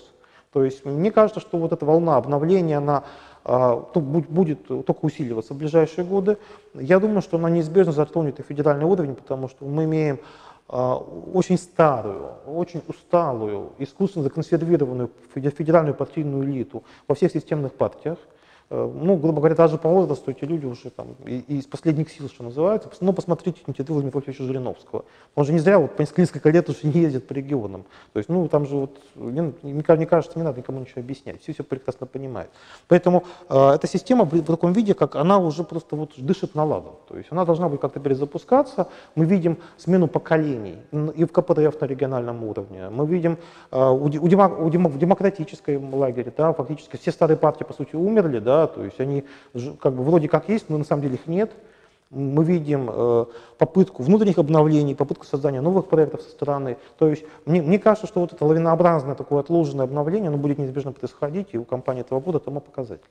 Я думаю, что мы увидим очень сильное обновление по итогам выборов даже в составах фракций старых партий. Это будет и у «Единой России», это будет и у всех системной оппозиции. Могу сказать, что за последние пару лет, например, во многих регионах фракции КПРФ, допустим, обновились в некоторых регионах почти целиком. То есть, например, в Хакасии в 2018 году там же не только Коновалова выбрали, там одновременно с избранием Коновалова почти вся фракция КПРФ поменялась почти. Такая же история была во Владимирской области, в Ивановской там и так далее.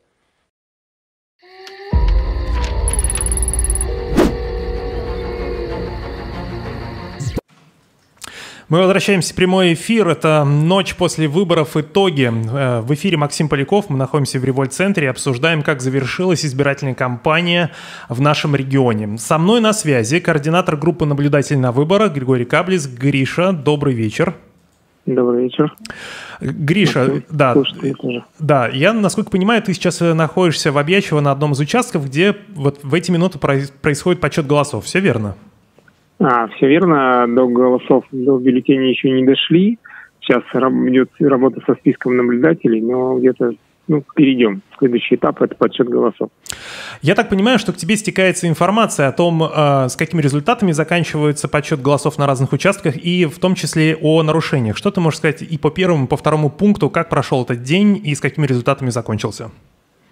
Пока могу сказать, что касается Прилузского района, только по явке, что она здесь, наверное, впервые меньше 50%, вот по моим оценкам будет.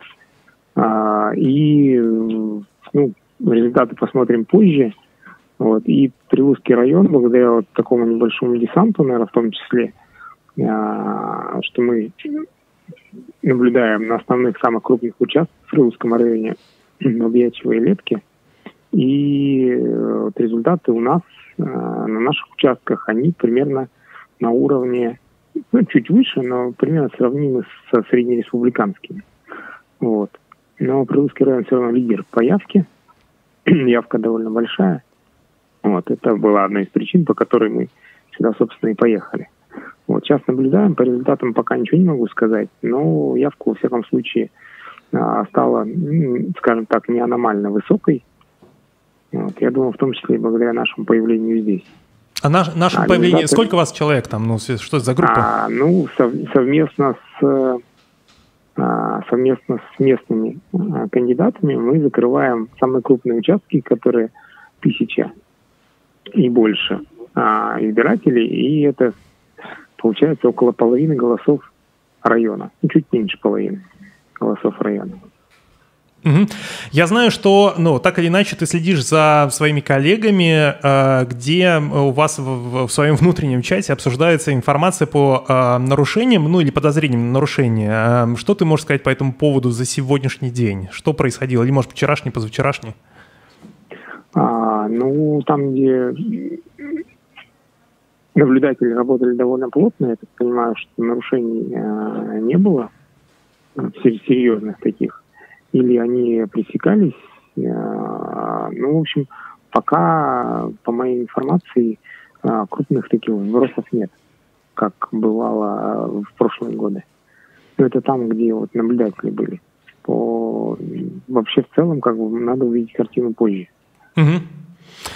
Все, не буду тебя отвлекать. Спасибо. Напомню, что с нами на прямой связи был координатор группы наблюдателей на выборах Григорий Каблис. Сейчас я нажму волшебную кнопку, и мы с Григорием попрощаемся. А мы возвращаемся в прямой эфир и продолжаем беседу с незарегистрированным кандидатом на выборах главы Коми Олегом Михайловым. Олег, буквально пару вопросов.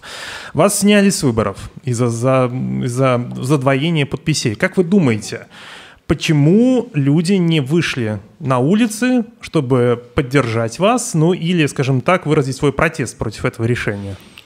На самом деле сложно сказать, почему они не вышли на улицы, чтобы поддержать и так далее. Дело в том, что здесь ситуация такая. Вот мне тоже иногда задают такие вопросы. Вот если КПРФ не будут устраивать результаты выборов, выйдете ли вы на площадь? Значит, или еще куда-нибудь, да? То есть будете ли вы протестовать? Вот давайте посмотрим на результаты выборов, какой процент голосующих за другие партии, какой процент голосующих за КПРФ. Вот если бы все люди вместе с нами вышли, которые проголосовали на нас, вышли с нами на площадь, тогда бы и выборы, может быть, пришлось бы отменять. Да? Но когда мы проводили встречу с жителями, да, я проводил встречу и так далее, пришло порядка, по моим подсчетам, 250 человек. Хотя мы распространили большое количество агитационных материалов. Мы достаточно эффективно провели кампанию в социальных сетях, то есть около 70 тысяч посмотрели ролик, где я призывал прийти, на встречу со мной и так далее. То есть, да, вызывает интерес. Для многих людей они еще не до конца понимают, что поставить лайк в социальной сети или поделиться видео, или, рассказать о нем друзьям и поставить галочку в бюллетень, выйти на площадь, это не одно и то же.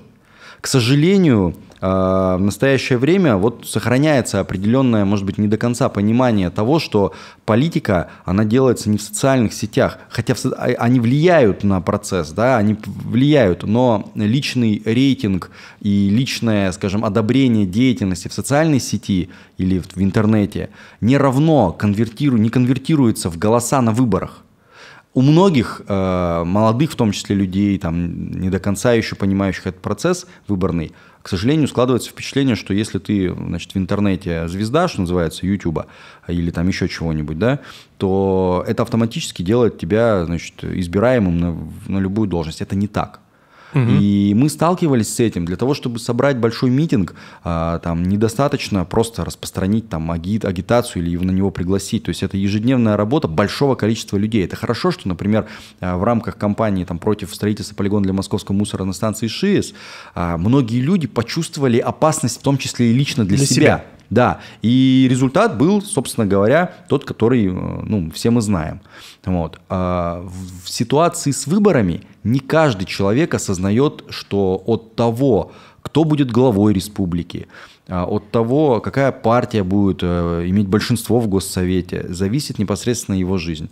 Многие люди остаются пассивными, ставя лайк или написав комментарий, они считают свой гражданский долг выполненным, а это не так.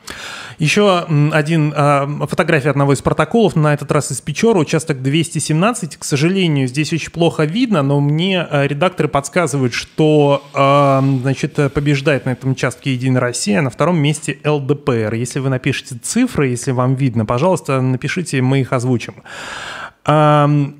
Олег, последние два вопроса. Как вы думаете, вот первый касается «Единой России». Мы эту неделю очень плотно готовим. Да, спасибо. Режиссер, как раз, извините, мы вернемся к теме протокола и результатов выборов на участке в Печоре. Режиссер мне подсказывает, что КПСС на этом участке набрала больше, чем КПРФ. И это интересная деталь. К «Единой России». Мы нашей командой примерно неделю очень плотно занимались этой темой, готовились в том числе к этому эфиру и готовили большой видеорепортаж, статью. Пытались дозвониться в течение недели до членов «Единой России». Трубки не брали, в комментариях отказывали и так далее. Как вы думаете, почему, если коротко? Ну, вообще «Единая Россия» боится публичности. Это известный факт. То есть даже если их представители участвуют в каких-то дебатах и так далее, то есть они делают это скорее формально. Вот. Мы с этим систематически сталкиваемся. Вот. И они в первую очередь любят свои собственные камеры, они любят своих собственных журналистов, они любят свои собственные телеканалы, это, как правило, государственные вещи, и они очень часто избегают независимых журналистов, независимых изданий, независимых пабликов. Мы с этим тоже систематически сталкиваемся.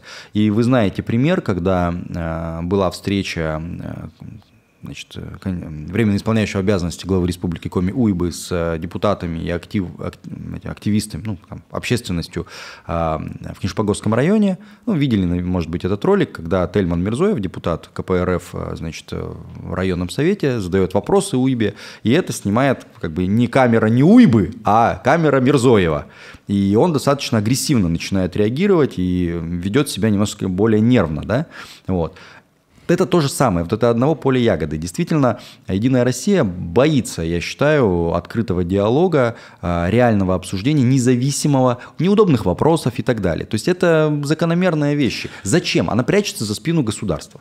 Перед финальным вопросом, вот мы видим, что вы, КПРФ Республики Коми, стали более активны, скажем так, в информационном поле. У вас есть газета, ваши паблики в социальных сетях набрали популярность, там много людей. Вы пробуете новые форматы, прямой эфир в баре «Коалиция» и так далее, так далее. Почему это происходит, да, и каков ваш среднесрочный или долгосрочный план в том, чтобы наращивать присутствие в информационном поле, если коротко? Коротко это выглядит следующим образом. Тот, кто владеет информацией, тот владеет, миром, да, тот владеет всем. Партия развивается, партия омоложается, партия использует современные технологии, информационные в том числе. Мы тоже не остаемся в стороне, и мы не самые успешные на самом деле. Если вы посмотрите другие регионы, в некоторых регионах у нас тот же Николай Бондаренко, известный, наверное, всей России депутат от КПРФ, там жгет только в путь, да, в своей Саратовской областной думе.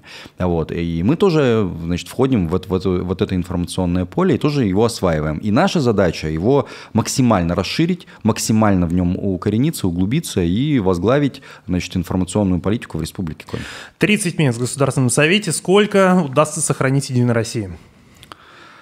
Сейчас пока сложно сказать. Я не готов ответить на этот вопрос, потому что я не могу оценивать без наличия реальных результатов выборов. Насколько КПРФ увеличит свое представительство в парламенте? Не могу сказать. Я не знаю результаты по одномандатным округам. Политик. Вот политик, так ничего нет. Я шучу, конечно. Будут места, будут, единственное, что я хочу сказать в этой связи, я знаю, что те люди, которые станут депутатами от КПРФ, это честные, достойные люди, которые будут представлять тех людей, которых избрали на самом высоком уровне. уровне не будут сидеть под лавкой, будут выступать, будут активно отстаивать ту позицию, которая есть. Но вся наша команда, все люди, которые зарегистрированы кандидатами, и те, которые не зарегистрированы, они точно такие же принципиальные и честные люди. И кто бы ни стал депутатом в итоге от КПРФ, какого бы состава не была фракция, будь там хоть один человек, хоть 10 человек, хоть все 30, они все как один будут работать во благо нашей родной республики.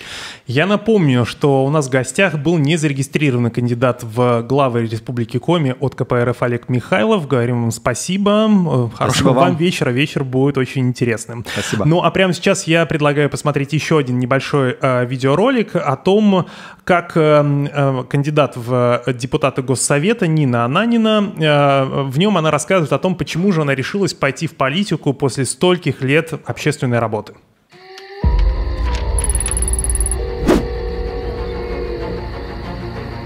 Многие жители Республики Коми знают Нину Ананину. Это руководитель общественной организации «Экологи Коми» и один из активистов, который выступал против строительства полигона на Шиисе. Мы сидим с Ниной на скамейке, и новый статус у Нины – это кандидат в депутаты Государственного совета. Нина, единственный вопрос.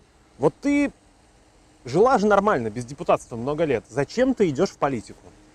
Ну, вообще, на самом деле, последние 4 года, если брать точно, от 2016 года, я очень плотно сталкиваюсь с тем, что мне приходится как экологу бороться с решениями, которые принимает наше руководство. Руководство республики, руководство страны, руководство соседних регионов.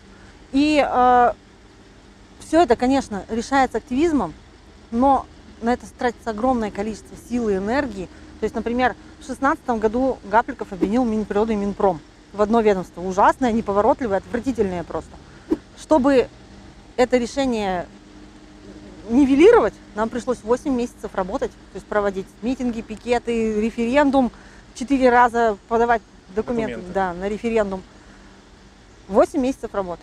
Что ты скажешь про, собственно, ту команду, которая подобралась в КПРФ из новых кандидатов? Что это за люди? Да, но вот я буду говорить за тех, которые вообще пришли в первый раз. В 90% случаев вообще это активисты, которые поняли себя и свою гражданскую позицию конкретно с стройкой на полигоне станции ШИИС.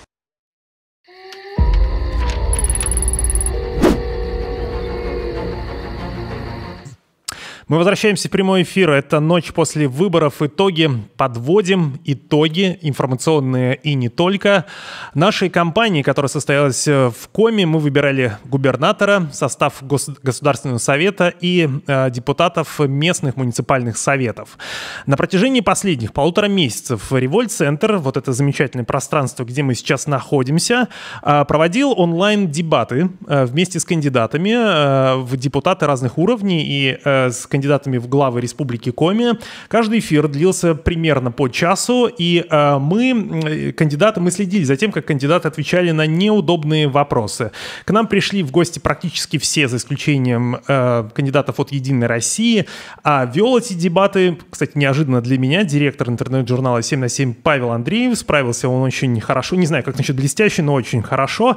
Прямо сейчас я предлагаю посмотреть короткую нарезку о том, что отвечали наши гости о кандидатах в главы Республики Коми, а потом обсудим, собственно, итоги этих дебатов.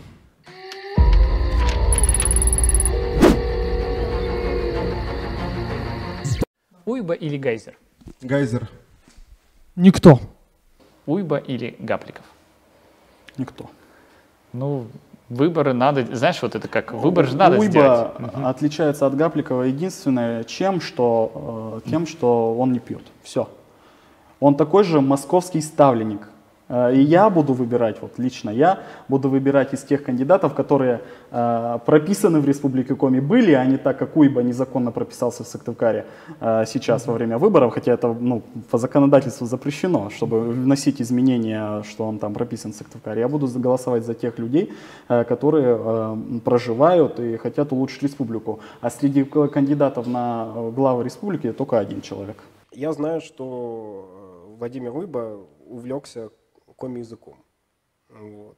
На билбордах там везде написаны какие-то труднопроизносимые фразы, которые даже носители коми-языка шокированы увидеть. К сожалению, мы не сможем выбирать главу, да? Но я сразу скажу, что, например, решила партия КПРФ, и мы, люди, которые идут от партии КПРФ, мы собираемся голосовать за Никитина как местного человека, и мы хотим обеспечить второй тур. Нам не симпатичен Уйба и его действия, часть из которых мы считаем незаконными, поэтому мы считаем, что Уйба у нас не должен надолго задержаться.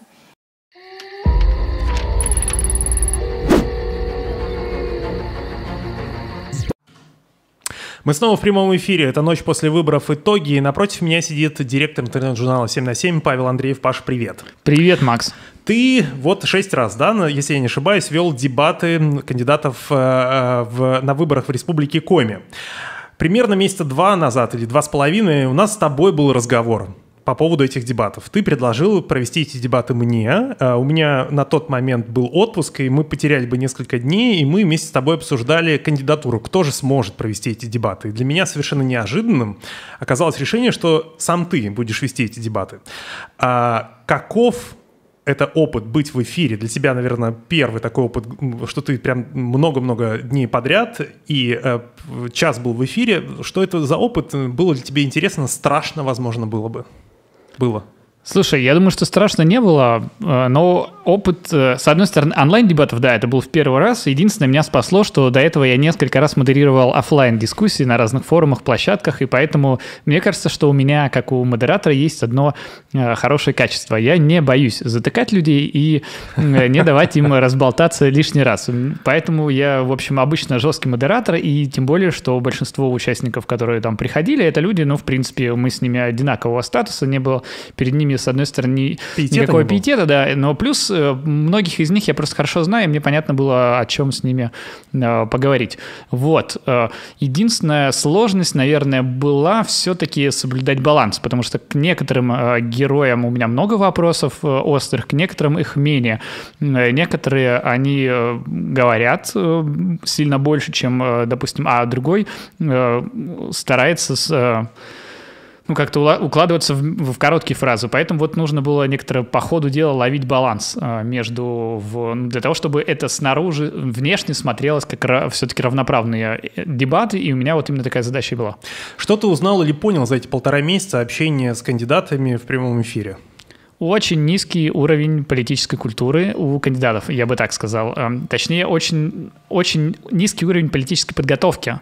Надо понимать, что публичная политика в Коми только возвращается, и мы на самом становления, в самом начале культуры, политической культуры в Коми. Дело в том, что раньше это состояло из двух направлений. Это либо там администрирование, то есть, по сути, вот у нас были, и сейчас на дебатах были такие административные кандидаты, что я называю, это те, которые раньше в основном работали чиновниками. Это вот упомянутый Беляев, Иванова, которая была у нас в эфире, то есть это люди такого административного типа, которые не склонны не часто в дискуссиях на равных участвуют. То есть они либо говорят с подчиненными, либо говорят с начальством.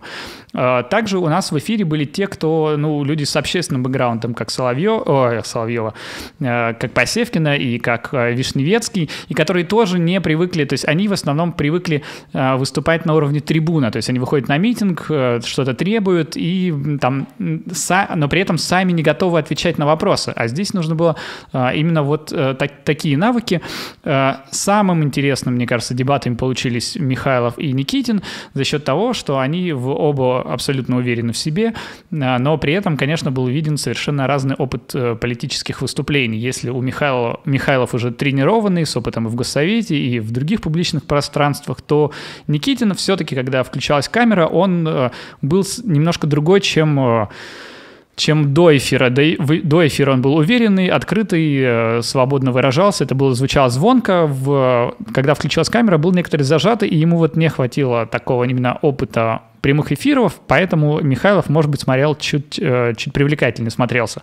Все же остальные люди просто менялись, когда включалась камера, и при этом скорее в худшую сторону. То есть зажимались и не раскрыты, не умеют люди раскрываться и все-таки доносить те вещи, которые нужно... Получается, обществу, а нужно уметь как-то кратко и ярко высказывать свои мысли. Этого у нас пока нет. А ты можешь сказать по цифрам, сколько зрителей посмотрело дебаты, насколько велик интерес у аудитории, вопросы, возможно, были, отклики, которые ты слышал или читал в социальных сетях или от своих друзей? Я скажу, что из всех проектов, которые я делал, это тот, на который я получил максимальное количество фидбэка. То вот лично писали мне в сообщения разные люди. Я видел, что репосты, люди делают нарезки из них, цитируют и в Инстаграме, и мы видели реальную движуху, и люди приходили. То есть, в общем, у нас был такой некоторый эксперимент, когда мы же не просто звали публику на послушать эти дебаты. В общем, мы предлагали каждому из кандидатов пригласить по 5 человек, а все остальные места мы продавали. И люди действительно покупали билеты на то, чтобы послушать дебатеров. Не на все билеты были проданы, но вот там первый эфир был вообще, мне кажется, там все места были заняты. И, понятно, их было немного из-за этих антивирусных всяких штук, но это был действительно интересный проект.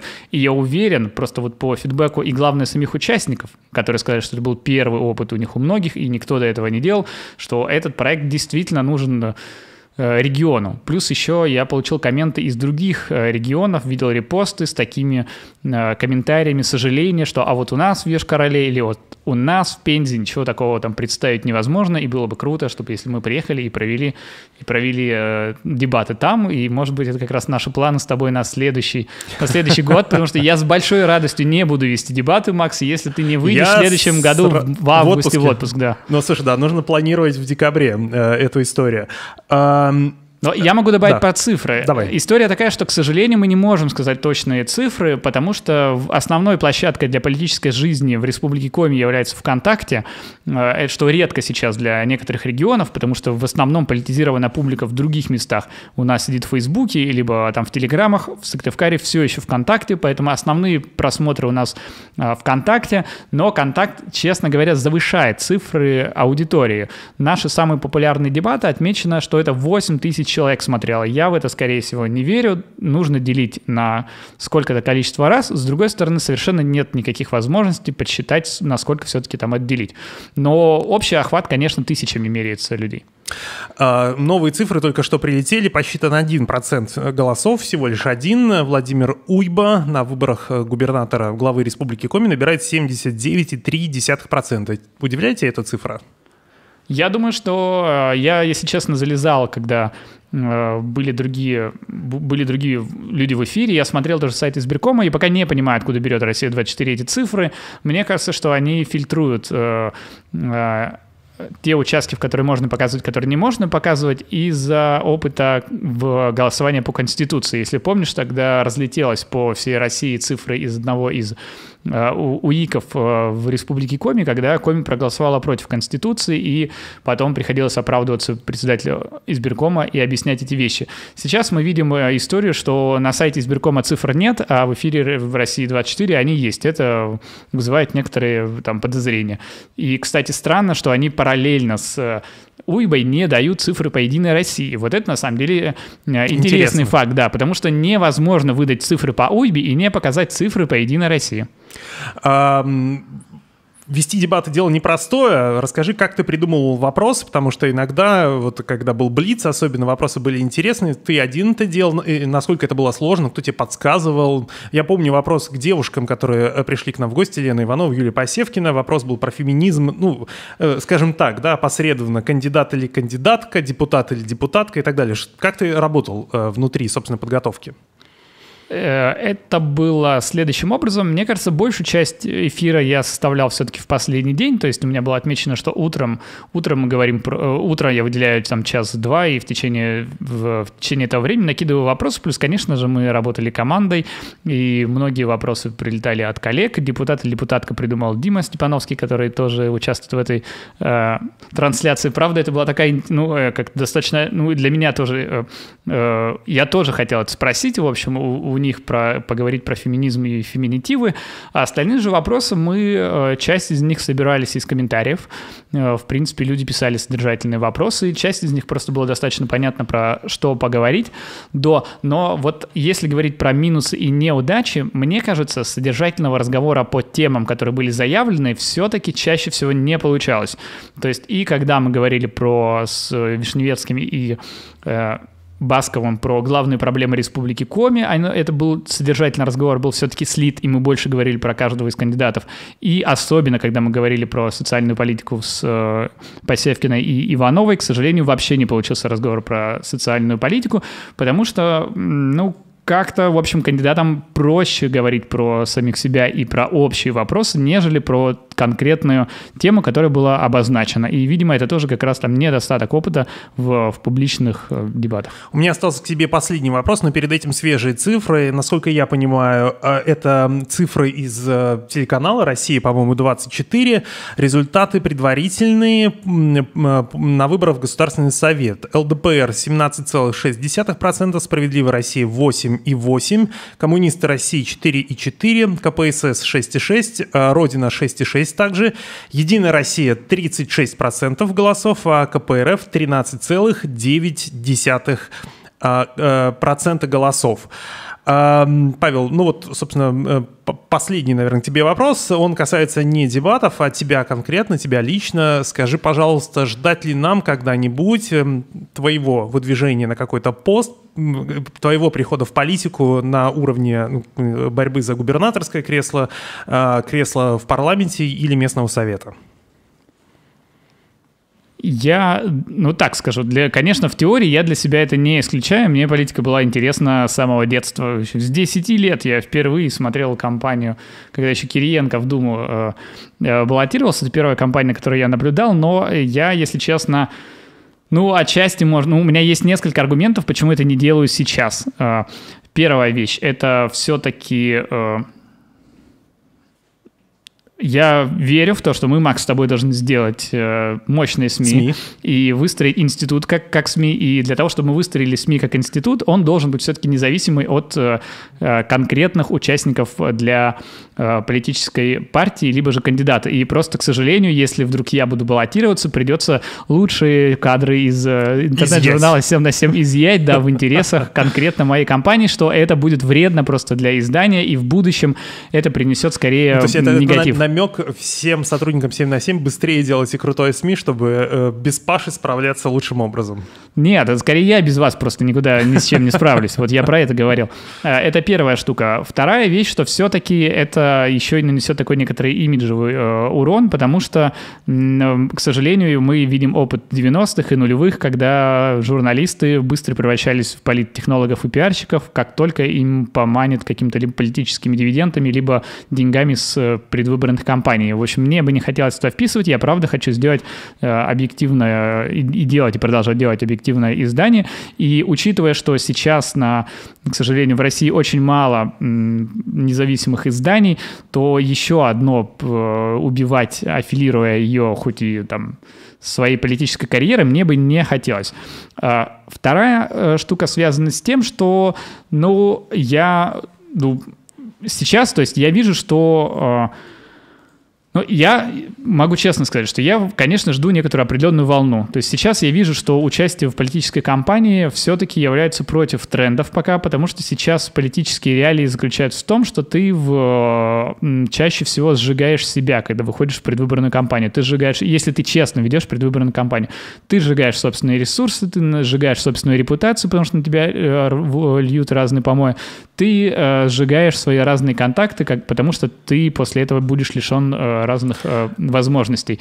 Я считаю, что сейчас, если я буду участвовать в кампании, лично для меня это будет негативно в отношении карьеры. Я все-таки человек достаточно циничный и хочу, чтобы мое время и мои ресурсы использовались максимально эффективнее. И я, если честно, почему начал делать дебаты? Потому что я ездил у меня было путешествие очень большое по стране, больше месяца я провел в машине, путешествуя по прекрасным вещам и по прекрасным местам, и думал, чем я могу быть полезен для республики. Реально у меня была такая мысль, и я пришел к дебатам соображая, что нужно привлечь наблюдателей, нужно привлечь интерес к этим выборам. И понял, что у нас, так как мы единственный, по сути, в республике Коми, кто может делать независимое объективное издание, и мы просто должны быть нейтральной площадкой, и моя задача — сохранить эту нейтральную площадку. Мне кажется, это будет интереснее, чем нежели мне быть очередным кандидатом. Перед тем, как мы с тобой попрощаемся, я попрошу режиссера еще раз вывести на экран цифры, которые дает нам телеканал, насколько я понимаю, «Россия-24». Еще раз посмотрим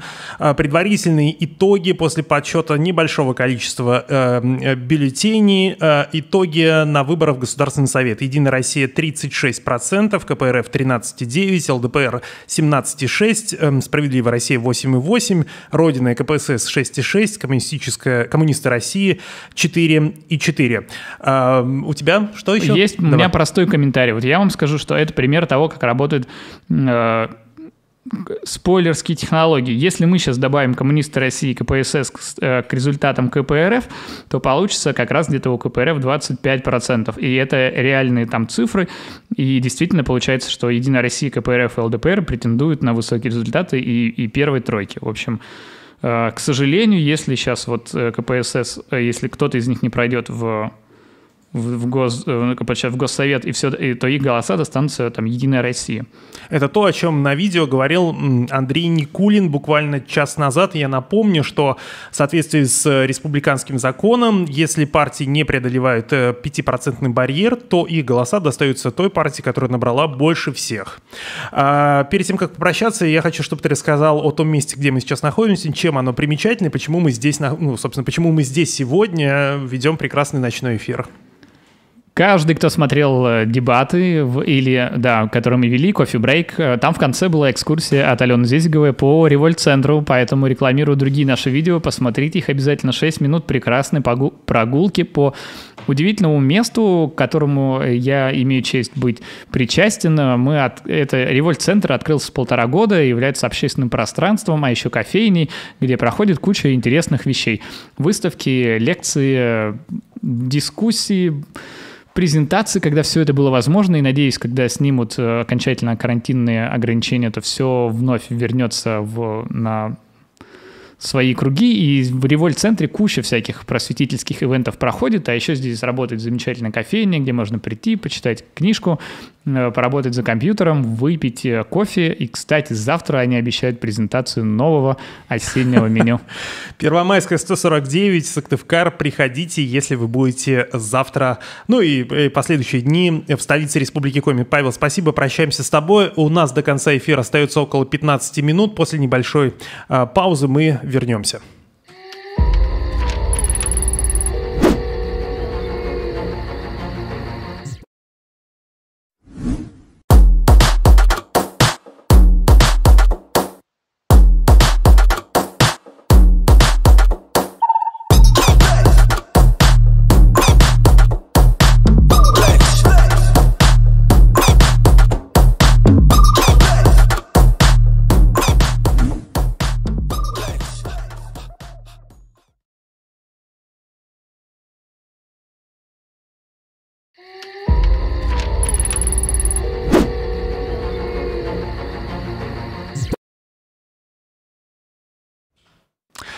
Добрый вечер. Мы возвращаемся в эфир 7 на 7 Револьт-центра. С нами на прямой связи Андрей Никитин, кандидат в главы Республики Коми. Андрей, вы можете с нами поговорить? У нас все с коленки, просто с колес. Есть ли у вас время с нами побеседовать? Да, конечно, слушаю вас. Мы сегодня вечером спрашиваем о впечатлениях от того, как завершилась избирательная кампания, как прошел сегодняшний день. Что вы скажете? Насколько волнительным был этот день? Я бы не сказал, что волнительный был какой-то день. В принципе, все закономерно, которые результаты сейчас, приходят к нам. Владимир Викторович лидирует, но здесь нужно понимать, что какие были, ресурсы, в это направление. Человек вложил, и вообще команда у него какая была. Поэтому все закономерно. Бюджеты избирательных кампаний все-таки они дают свои плоды. Скажите, за прошедший месяц, 1,5-2, что вы активно участвуете в кампании, были ли для вас какие-то откровения? Вдруг вы увидели что-то, чего раньше не видели во время выборных технологий в нашем регионе? Конечно. Это колоссальный опыт. И поучаствовать в выборах такого уровня – это очень мощный опыт. в дальнейшей там политической жизни, я думаю. Вот. Ну, очень много было общения с жителями разных поселков, куда даже, честно, я никогда в жизни не заезжал. Вот. И было озвучено очень много проблем и пути их решений, да. Я их попробовал донести на дебатах в прямых эфирах, да, и временно исполняющему обязанностью Владимиру Викторовичу тоже их доносил, если была такая возможность. Вот, я очень надеюсь, что все-таки те просьбы, которые просили жители, они дойдут до исполнительной власти. Они все-таки решат эти проблемы. Андрей, у нас есть сегодня рубрика «Время неудобных вопросов». Пару неудобных вопросов для вас. Скажите, вот когда я общался с коллегами или просто с избирателями, некоторые из них называли вас, скажем так, техническим кандидатом, подобранным специально для того, чтобы быть в бюллетене и конкурировать, они говорили в кавычках, с Владимиром Уйбой. Вот что бы вы ответили этим людям? Я думаю, просто посмотрите дебаты, посмотрите, как я старался, в принципе, все это время. Я не спрятал голову в песок, как другие кандидаты, да. Вот. Я честно высказывал свою точку зрения и точку зрения жителей Республики Коми. Поэтому, я думаю, вряд ли можно меня назвать там спойлером или кандидатом техническим. Это 100%. Это не так. Да, но при этом, я хочу у вас просто один момент прояснить. Мне кажется, это важным. Вот мы смотрели, я лично смотрел подписные листы. Вот за вас, как за кандидата, подписывались муниципальные депутаты. И время подписи, например, в Воркуте, и фамилия нотариуса, то есть человек, который заверял эту подпись, они совпадают примерно там с разницей в 15-20 минут со сбором подписи за Уйбу, со сбором подписи за кандидата от «Зеленой альтернативы» и КПСС. Как так получилось? То есть вам помогали собирать подписи? Давайте начнем, что не я собирал подписи, а собирала команда от Либерально-демократической партии. Если получилось такие случаи, да, то это чистой воды случайность. Понятно. Поэтому тут у нас же и по муниципальному фильтру, вы знаете, что у нас нарушения были у Либерально-демократической партии. Вот. Также задвоенные подписи у нас были, о которых мы даже не догадывались, какие, в принципе, у КПРФ. Да, понятно. Скажите, я спрошу вас не про выборы главы Коми, то есть мы видели предварительные результаты, вот сейчас мне подсказывают, что на 22:43 канал «Россия-24» дает цифру 82,6% за Владимира Уйбу, это даже больше, чем у Гайзера в 2000, по-моему, в каком 2014 году, да, подсказывает режиссер. Как вы думаете, я спрошу вас про выборы в Государственный совет, куда ЛДПР тоже баллотируется. Вот в предыдущем составе Госсовета из 30 мест 26 были у «Единой России». Сколько мест по итогам этих выборов «Единая Россия» сохранит? Как вы думаете? Честно, я не могу сказать. Выборы, подсчет голосов, значит, еще все-таки идет. И даже там у Владимира Викторовича, да, временно исполняющий, там 80, сколько вы сказали? 82,6. 82,6. Да. Обработано сколько бюллетеней? Нет, подсчитано 1,4, если верить «России-24». Это очень мало. Вот. Это очень маленький процент подсчета бюллетеней, поэтому ситуация будет меняться, я уверен, на 100%. И сейчас говорить о каких-то конечных результатах очень рано. Поэтому увидим конечный результат, и уже будет все понятно. И последний вопрос. Ваши ожидания от того, как увеличится и уменьшится, сохранится представительство ЛДПР в парламенте Республики Коми? Будет больше у вас мандатов? Меньше? Как думаете? Конечно, должно быть больше, я считаю.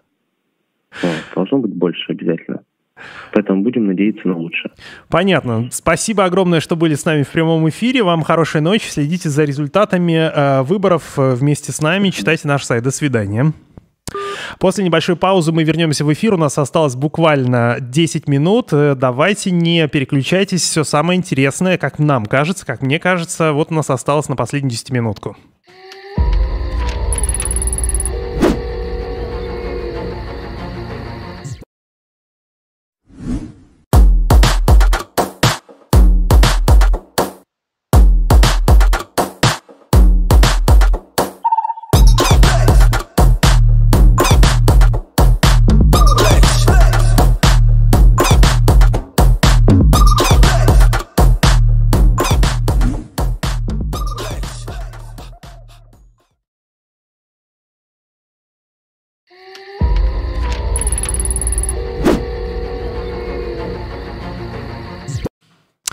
Мы снова в прямом эфире. Это ночь после выборов. Итоги. У микрофона Максим Поляков. Мы сейчас постараемся дозвониться до председателя избирательной комиссии Республики Коми Дмитрия Митишева. Звонок идет. Если он ответит, мы спросим его о первых результатах, потому что данные дают наш...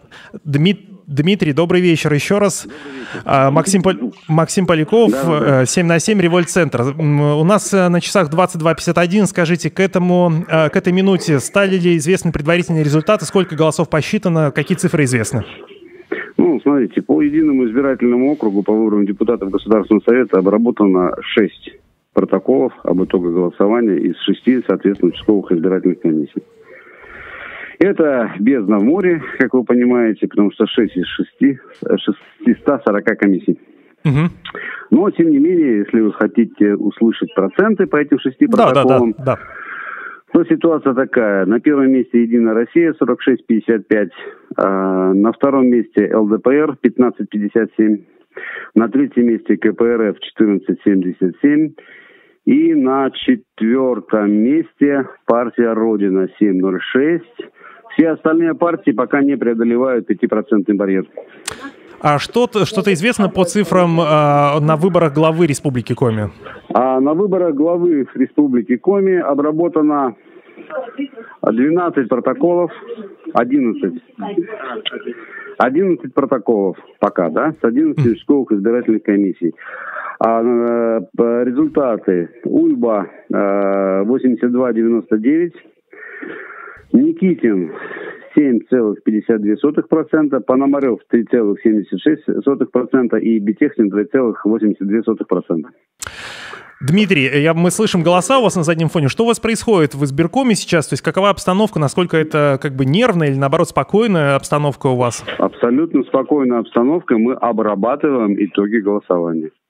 Правильно ли я понимаю и помню, что это для вас в статусе председателя избирательной комиссии первые выборы главы региона или вторые уже? Абсолютно неправильно. Так, давайте расскажите. Первые выборы мы проводили в 2016 году.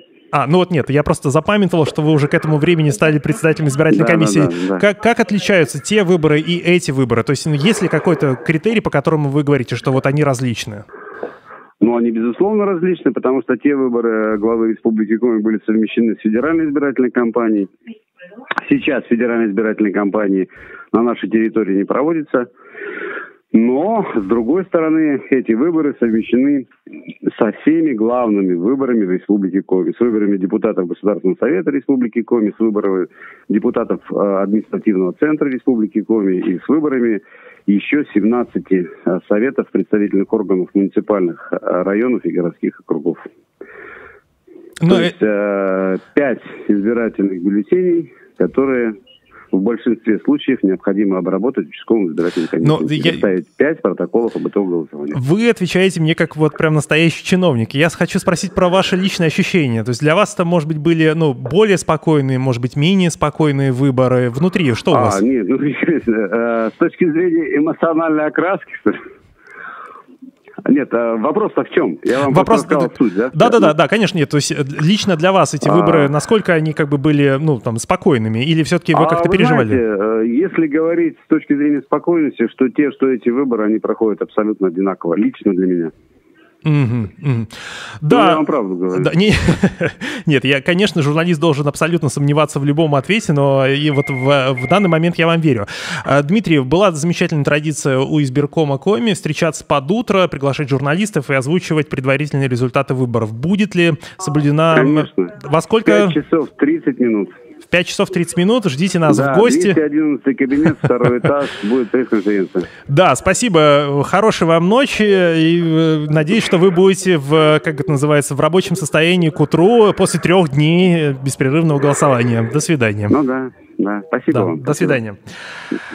Собственно, это был отличный эпиграф для нашего прямого эфира, который продолжался практически 2 часа, ночь после выборов. Итоги. Мы, честное слово, сделали такой эфир впервые всей нашей командой, и он для нас был новым. Я сейчас попрошу нашего режиссера показать, кто здесь у нас в нашей команде вместе с нами работал. Это Нина Попугаева, Дима Степановский, Ваня Нестерец, режиссер, звукорежиссер, помощник режиссера, который нам подкидывал все самые интересные и важные цифры. За камерой стоит самый главный человек, который сделал нам картинку, это Кирилл Шучалин. Включите какую, если включите, Кирилл, посмотри, пожалуйста, вот в камеру номер, главную камеру, покажите нам Кирилла, да. Я хочу сказать огромное спасибо всем, кто следил за нашей трансляцией. Мы со своей стороны обещаем продолжать делать похожие прямые включения, обсуждать результаты не только выборов, но и других важных общественно-политических событий в регионах России, выкладывать эти записи в наших социальных сетях и на сайте. Ну а от себя добавлю, что это было здорово, это было необычно, это было драйвово. В самом начале у меня даже немножко задрожали ноги, но потом испуг прошел, потому что я читаю ваши комментарии, и они в большей степени положительные. Оставайтесь с нами, читайте 7/7, приходите в Револьт-центр в Сыктывкаре.